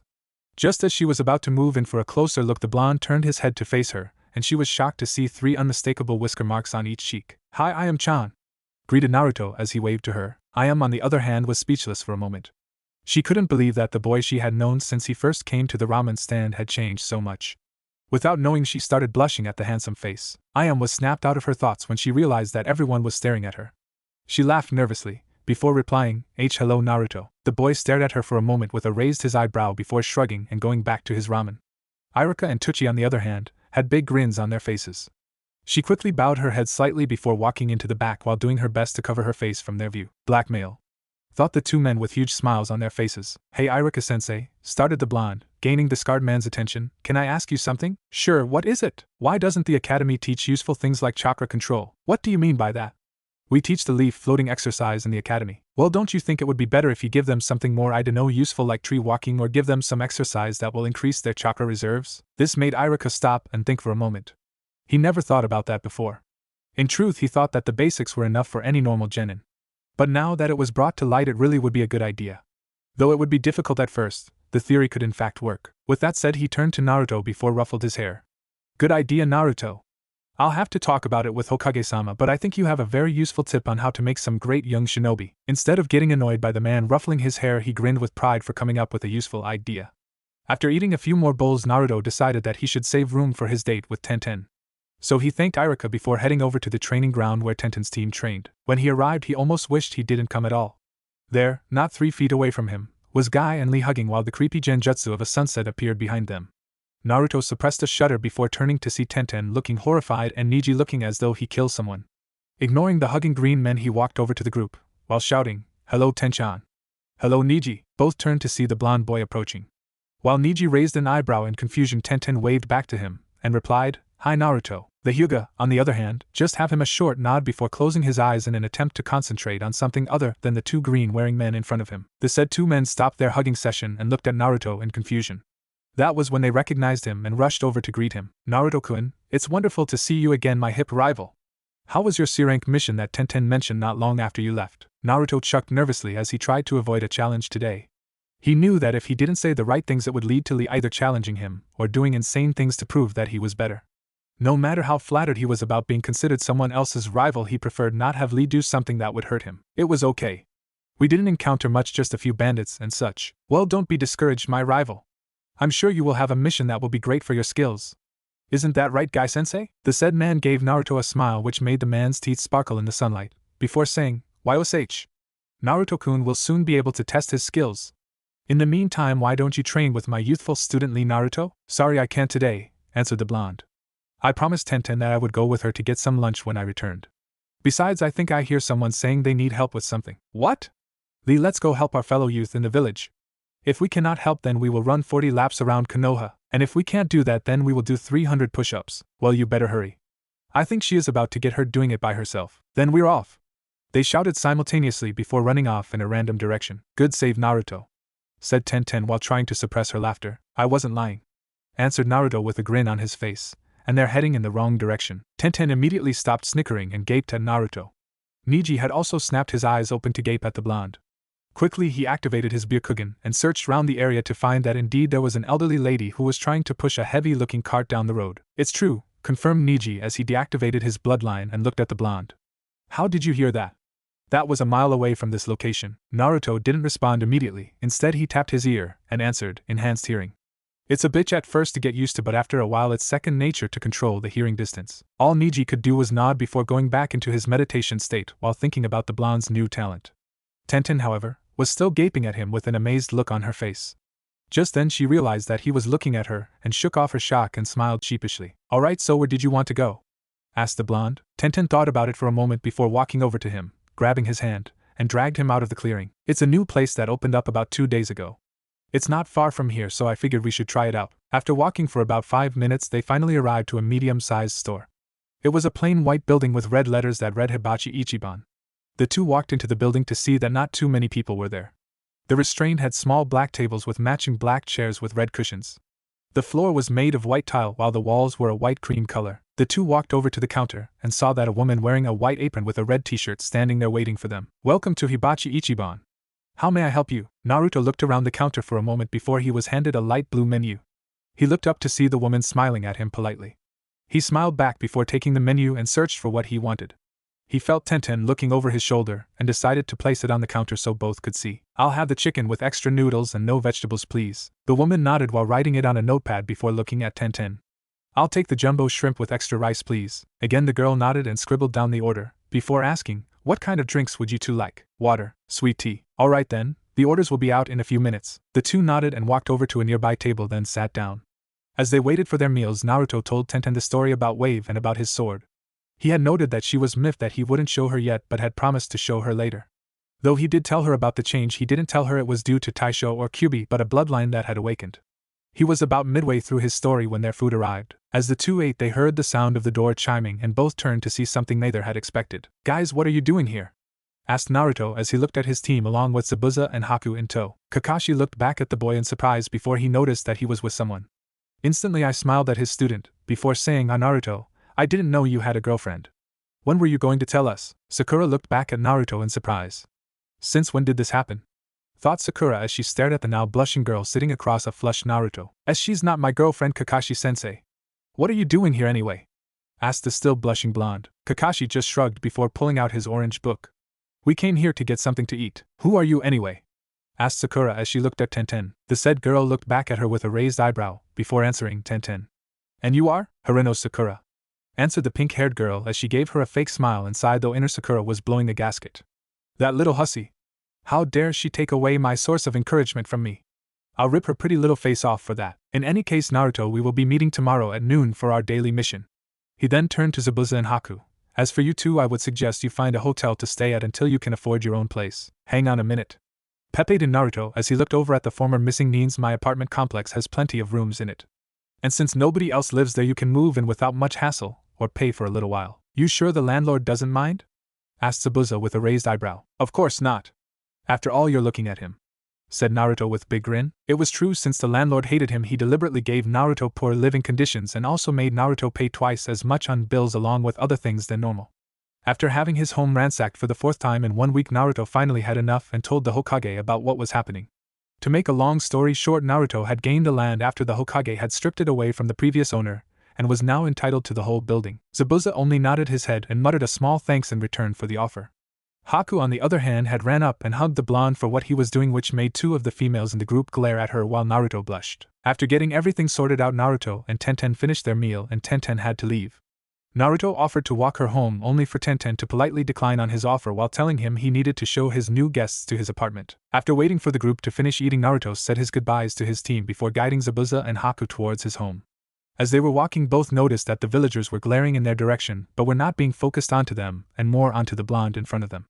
As they continued walking, Naruto turned through a dark alleyway. "This is a shortcut to the complex, just as a heads up," stated the blonde as he guided them through the alleyway. Just as they were about to exit it, an old man wearing a dirty white shirt with a pair of equally dirty black pants came out in front of them, blocking their path. "What are you doing here, you brat?" shouted the old man. "Just going home, you old prick. Why you?" Just as Zabuza was about to intervene, the old man stopped yelling and cracked up laughing while Naruto followed suit. This action confused Zabuza and Haku as the two started patting each other, as though they were old friends. "It's good to see you, Naruto. How's the ninja life?" "Fine, I guess. Though it's kinda boring at times, but you'd get used to it." "That's good, I guess. Word on the street says that you had a C-rank mission. I take it you just returned, since I haven't seen you in a while." "Yeah, well, you know how it is. I'm sorry for not telling you, but I had to see someone before I left." The old man just waved it off, while saying, "No harm in that, Gaki." Getting annoyed, Zabuza cleared his throat loudly so as to gain the two's attention. Both looked back at him before Naruto straightened himself. "Oh yeah, these two are my friends from a mission I just returned from. Zabuza, Haku, this is Yuma-san." Yuma-san, meet Momochi. Zabuza and Haku, the man now known as Yuma, grinned before pulling out his hand. "Nice to meet you both." Both shook the man's hand politely before he turned back towards Naruto. "Well, I got things to do, so I'll see you around, brat. By the way, everyone wanted me to tell you they miss you." Naruto smiled back before replying, "Tell them I'll visit when I get the time." The man nodded before walking through the alleyway. Soon after Yuma left, they began walking again towards Naruto's apartment complex. Curiously, Haku asked, "Who was that man?" "He and a few others were the ones who helped me get away from people who I pulled my pranks on," answered the blonde while not turning to face her. "Along with some of the villagers." After a few more moments of silent walking, they finally arrived at the building. It wasn't much, just a simple 4-story red building with a green rooftop and pipes all around it, much like some of the other houses. He gestured them to follow him, and after going up a few flights of stairs, he stopped at one of the doors on the 3rd floor. "This is your room, Zabuza. Haku's is across the hall from yours," said the blonde. "If you need me, I'm the first door you see coming up the stairs." With that, he quietly walked up the stairs and walked over to his door. After taking out his keys and unlocking the door, he kicked his sandals off and hung his cloak on his couch. He sighed as he looked around his apartment. In the past, he had nothing of any significant value in his home. But after his landlord had been stripped of his property, he had been able to have access to the man's own apartment. The said apartment had everything Naruto needed that he didn't have in his old one. The living room had polished oak floors along with a black leather sofa and a matching armchair for him to relax in. On the side were sliding glass doors that lead to a small balcony that overlooked the village and gave him a good view of everything below. His kitchen had a new counter, a pantry full of snacks and other things, both a freezer and a fridge which had plenty of healthy food to last him for a few more weeks. His bathroom was now big enough to fit a few people in it, with a jacuzzi tub and a separate shower stall so he could either take a quick shower or relax in his tub. To finish it all off, his new bedroom was now just as big as his half of his old apartment put together. It had 2 beds, one for himself, the other for a guest, a window by his bed for the warm days, a walk-in closet that he really didn't use, and a small laundry chute that was stationed by the doorway. All in all, it was the perfect setup for the young boy. He walked over to his room and plopped down on his bed, not caring that it wasn't even dark. His primary thoughts were on the date he had with Tenten. Though he knew it could have been better, he enjoyed his time with her. He decided to get in a nap before going out to train. His ideas of sleep were abruptly shattered when he heard the sound of someone knocking on his door again. "For fuck's sake," raged Naruto in his mind, "can a guy get any time of peace for himself?" "Knock, knock, knock." Yeah, I'm coming." "Hold your damn horses," yelled Naruto as he walked over to the door. When he opened it, he saw that nobody was there. Stepping out, he looked around the corridor to see that nobody was there. Just when he was about to go back into his home, he noticed a small scroll on his doorstep. Carefully, he picked up the scroll before opening it to see that it was a letter from the Inuzuka head. "Dear Uzumaki Naruto, it has come to my attention that you have developed something that I find interesting. When you receive this, please come visit us at the Hokage Tower. All will be explained once you arrive. Sincerely, Inuzuka-tsum." After reading the text, he grunted before walking back into his home to grab his shoes and cloak. He then closed the door, locked it, and took off to the Hokage Tower. Looking up, he saw that it was already reaching sundown. After running for a few moments, he finally skidded to a stop as he reached his destination. Walking calmly, he entered the building, walked up the flight of stairs receiving glares along the way, and finally made it to the top floor, where the Hokage's office was located. The moment he reached the floor, the door to the Hokage's office swung open to reveal a smiling Sarutobi in his usual white Hokage robes along with the white sacket. "Naruto-kun, it's good to see you. Please come in, we have much to discuss," said the elderly Hokage as he gestured the young man into the office. All Naruto did was grin before walking in. The moment he entered, he saw that a woman in a standard jounin outfit with untamed brown hair with red marks on her cheeks was looking at him in amusement. A moment later, the door to the office was closed and Sarutobi made his way to his desk while he pointed to an empty seat in front of the desk. Wordlessly, Naruto sat down and looked at the Hokage in confusion. Normally he would have just asked what this was about, but since he was already tired and he was trying not to act childish at the moment, he decided to remain quiet until after the man finished speaking to him. After a few moments of tense silence, Sarutobi finally spoke. Naruto, I was informed of your actions during your previous mission to Wave. All this did was make Naruto's eyebrow rise slightly. I was told by Kakashi that you had unlocked a hidden ability in that sword you carry. Also he said that you had changed during your battle on the bridge with the young one named Haku. It was clarified by the said young lady that she was winning until you changed into some different form. All I want to ask is if I may see this form and for you to explain any changes that may have occurred to the seal on your abdomen. Naruto nodded as he listened to the old man. He didn't argue since it was bound to get out one way or another. He closed his eyes for a moment before relaxing his muscles. Taisho-san, please release my power for a moment, thought Naruto as he awaited the demon's response. He didn't receive a response. Instead he felt a trickle of yuki flow through his body. To him it felt like someone was pouring warm water down his body from the head down. As this was happening, Sarutobi and Sum were slightly wide-eyed as they watched the blonde boy's appearance change. After a few seconds Naruto's eyes opened to reveal not sapphire blue spheres but golden eyes with slitted pupils. Kuramaru, Sum's canine companion, snapped up from his place in the corner of the room and looked straight at him.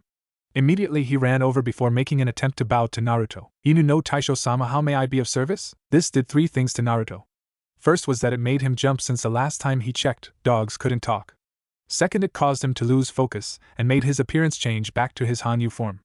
Third was that it made him wonder why he was bowing and referring him to the demon in the seal. Sorry, you must have the wrong leader or dog demon, said Naruto while still curious as to how the dog was talking. The said dog looked back up at him with its one good eye, and replied, nonsense, every generation has been told of your existence, and there is no possible way for you to have exactly the same scent and chakra as him. Okay, first of all, it's Yuki, not chakra. Second, how could you possibly know of his existence from this point in time?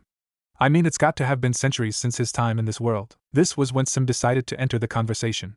Actually, I think it's something that all dogs have. They were told that whoever had possession of the Inu no Taisho's power is considered to be the leader of the dog clan. In this case, you are in control of our dogs to do with as you please. This bit of information came to quite a shock to the boy. Not only did he have the power of a demon, a sword of the said demon, but also the entire Inuzuka clan's dogs under his command if he wished. Which brings me to the other reason that you're here today, Uzumaki-san, continued Sum. I would like to give you an invitation to becoming a member of the Inuzuka clan. What? Replied the blonde. The woman sighed before repeating it slowly. I, Inuzuka-tsum, offer you, Uzumaki Naruto, an invitation to becoming a member of the Inuzuka clan. Naruto just sat there in silence for a few moments while looking down at the floor. After a pregnant pause he finally asked, why are you doing this? This had temporarily caught Sum off guard since she didn't think he would ask such a question. She quickly regained her composure before answering, because I thought it would do you some good to have some better training with your new abilities and how to control them better. Naruto raised his head to say something only to stop at her next words. Also to have a chance at having a family that cares.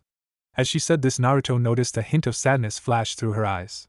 Though we wouldn't be your real one, we can at least give you the family you never had before. He stayed silent as the information started sinking in. His chance to have a family, a chance to feel welcomed, a chance to experience what having a family feels like. That was when he remembered the names of his parents were. Sarutobi watched as Naruto's mood darkened as he turned to face him. For a moment, he supposed the boy had disregarded the question and now had one of his own, and like most times he was right about the boy, as he asked who were my parents? The elderly Hokage could only sigh before answering, I'm sorry Naruto, but I can't tell you this yet. Why not? Yelled the blonde. Because both of them made me promise that I wouldn't tell you anything until I thought you were ready. And I am. I can take anything that comes at me right now. Anything that comes at me I will take care of it, you know that. Can you defeat a Jounin without trouble, Naruto? Asked the Hokage as he raised his voice slightly. The boy stopped for a moment in regards to the question. He was about to answer when the elderly Hokage continued. Can you stop an Umbu squad on your own? Can you defeat something strong as or stronger than you yourself are? No, not yet you can't, and that is why I won't tell you about them. I know that Kakashi told you their names, but that is all I will allow to slip from him. Until I know you can handle the enemies that your parents left behind, then I will tell you who they are.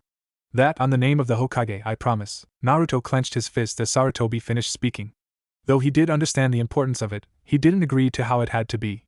So with a resigned sigh, he sat down and nodded his head. I'm sorry Naruto, thought Sarutobi, but it's for your own good that you don't know yet. You still have to answer to Tsum-san's offer. Naruto blinked a few times before looking back at Tsum. He had honestly forgotten about her in the heat of the discussion concerning his parents. Thinking it over for a moment, he absent-mindedly started scratching Kuramaru's ear, which made the dog wag its tail in enjoyment. After a few moments of silence, he sighed and answered, I decline. This came to a shock to Tsum, as she had thought he would accept. So, without thinking, she asked, why? Don't you want to be with us? We can help you with everything you need, even teach you our own family style of fighting. Sorry, but I can't just enter someone's home and expect to be considered family.